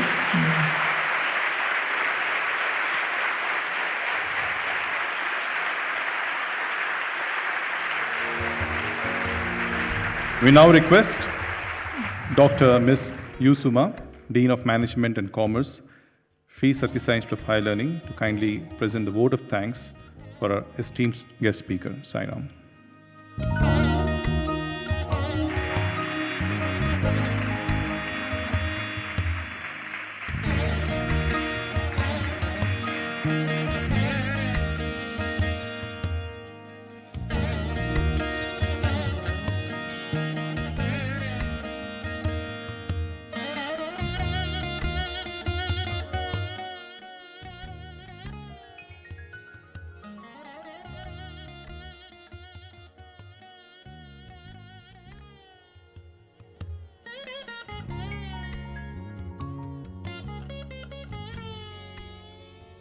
My humble pranams at Bhagwan's lotus feet. And believe me, I really mean this time. I thought it would be a very pleasant duty and a privilege to propose the vote of thanks. But it's become a daunting task. Because how would you talk of greatness that comes out of goodness? How would you speak of humility, disarming simplicity? How would you speak of his deep spirituality? Believe me, it's extremely daunting. I would first like to thank you, sir, for making this time to come here in your busy schedule, which we have heard of the number of activities that you are involved in, and share such inspiring thoughts with our young students. Swami used to always say that goodness is more important than greatness. And today we saw that in the way Dr. Vishal showed us that if you want to do anything for the good of the universe or good of the world, you have to begin not just from your intelligence, not just from the power of your imagination, but deeper still in intuition, in your connection with God. And so, sir, we don't accept your disclaimer, which you put right in the beginning, because surely from what you have said and what you have lived, no one can doubt your connection with Sai. Sir, you also showed us how science is infused with deep humanity. And your innovative contributions to the world, literally and figuratively, have given voice, hope, to those who face pain, despair, when they face diseases. You spoke to us about design thinking approach to healthcare. But I think what you really told us was design approach to life itself. Because there is a seamlessness between life and between the way we live it and what we achieve in it. And for this, we are truly grateful to you. We thank you not only for the words of wisdom, a wisdom which comes from a life of sacrifice and dedication, but also for your presence, for your laughter, for your personality, and all the goodness that infuses your words with courage, compassion, and commitment. We hope that our students take home deep lessons on how values and professionalism can be seamlessly blended to create impact. In ancient China, it used to be said that if you want to invest for a year, you should plant rice. If you want to plan for 10 years, grow trees. But if you want to plan for lifetimes, educate people. This broad vision of educare and the system to operationalize it, that is the Sri Sathya Sai Institute of Higher Learning, is the most precious gift that our founder chancellor, Bhagwan Shri Sathya Sai Baba, gave to all of us, and we are eternally grateful. It is in keeping with this broad vision that talks like yours give direction to all of us. They expand our horizons. They inspire and refine the heart.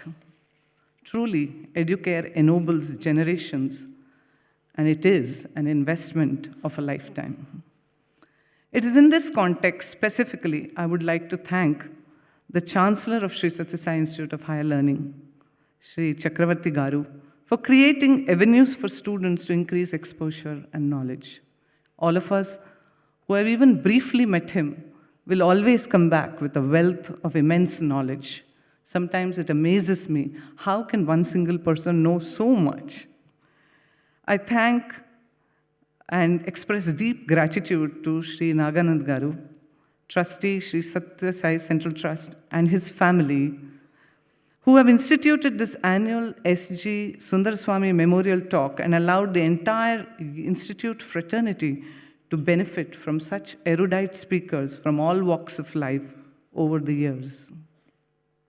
I thank the Vice Chancellor, Professor B. Raghavendra Prasad, and Registrar, Dr. Shrikant Khanna, who have arranged this wonderful session and ensured that students get access to the best of ideas and the best of practices. The Board of Management of the Institute is always finding ways to enrich and fortify the educational experience and the ambience at the Institute. Without their constant involvement and support, we would not be where we are today, so we thank you. I would also be seriously remiss if I do not acknowledge the constant support and encouragement given by the Board of Trustees of the Sri Sathya Sai Central Trust. I would also like to thank the team that made all the arrangements on the stage and behind it, and all those who are involved in live streaming this event. I thank the alumni of the Sri Sathya Sai Institute of Higher Learning, who feel such a bond with their alma mater that they personally take interest in all the events and achievements of this institute. To the patrons of education, to our supportive, young, intelligent students, our interested audience, our sincere gratitude. But most of all, and maybe most importantly of all, I thank Bhagwan for his benevolent grace, which makes everything possible and renders our smallest act and our sincere effort successful. He is verily the essence, the meaning, and the purpose of our lives. Thank you all for your kind attention. Om Shri Sai Ram.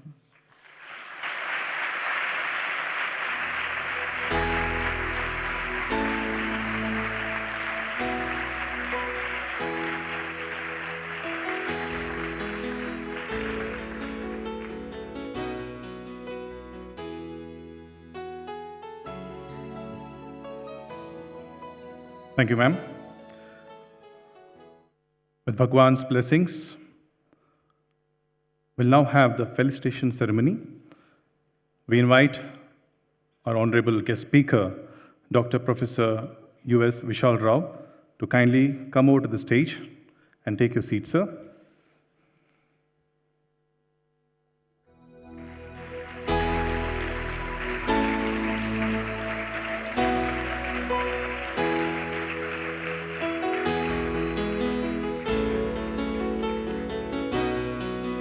I request our Honorable Trust Member, Shri S. Naganan Garu, Revered Chancellor, Shri K. Chakravarti Garu, esteemed Managing Trustee, Shri R.J. Ratnakar Garu, and respected Vice Chancellor, Professor B. Raghavendra Prasad, to kindly come over to the stage and do the honors.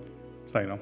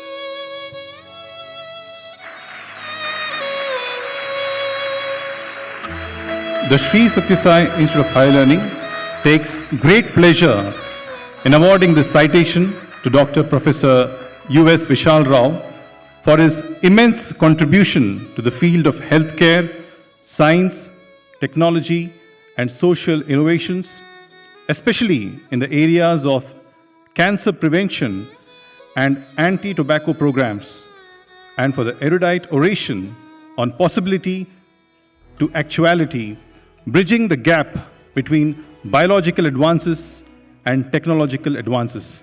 Thank you, sir.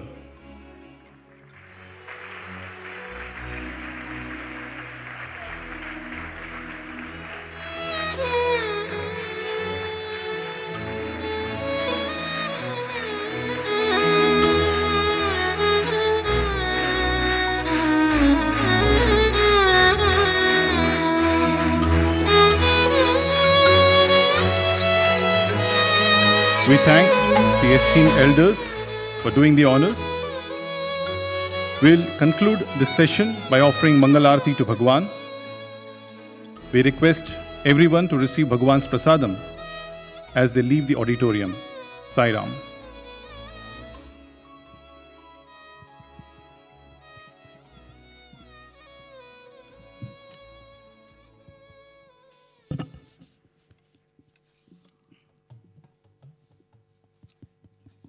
ओम जय जगदीश हरे स्वामी सत्य साई हरे भक्त जना संरक्षक भक्त जना संरक्षक पति महेश्वरा ओम जय जगदीश हरे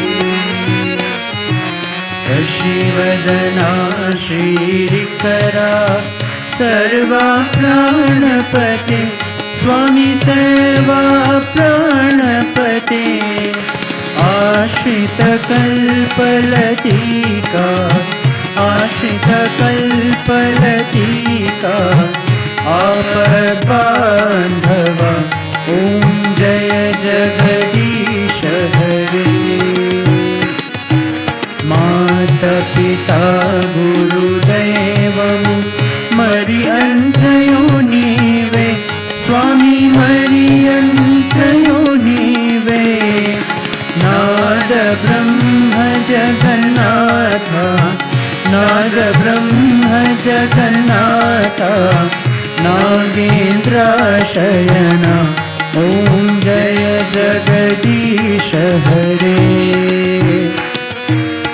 ओंकाररूप ओजस्वी साई महादेवा सत्य साई महादेवा मंगलारती अंधुको मंगलारती अंधुको मंदर गिरिधारी ओम जय जगदीश हरे नारायण नारायण ओम सत्य नारायण नारायण नारायण ओम नारायण नारायण ओम सत्य नारायण नारायण ओम सत्य नारायण नारायण ओम जय सद्गुरुदेवा नारायण नारायण ओम सत्य नारायण नारायण नारायण नारायण नारायण ओम सत्य नारायण नारायण ओम सत्य नारायण नारायण ओम जय सद्गुरुदेवा नारायण नारायण ओम सत्य नारायण नारायण नारायण नारायण नारायण ओम सत्य नारायण नारायण ओम सत्य नारायण नारायण ओम जय सद्गुरुदेवा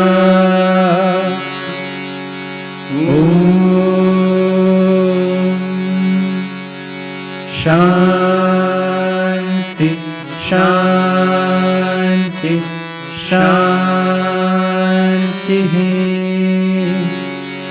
समस्त लोकाः सुखिनो भवन्तु समस्त लोकाः सुखिनो भवन्तु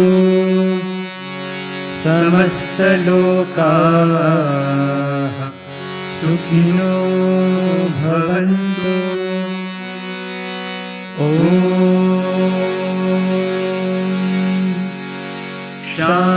शान्ति शान्ति शान्तिः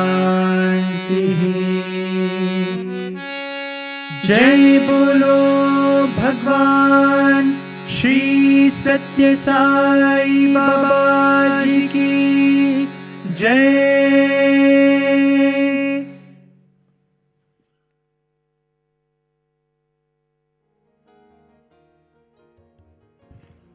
Sai Ram.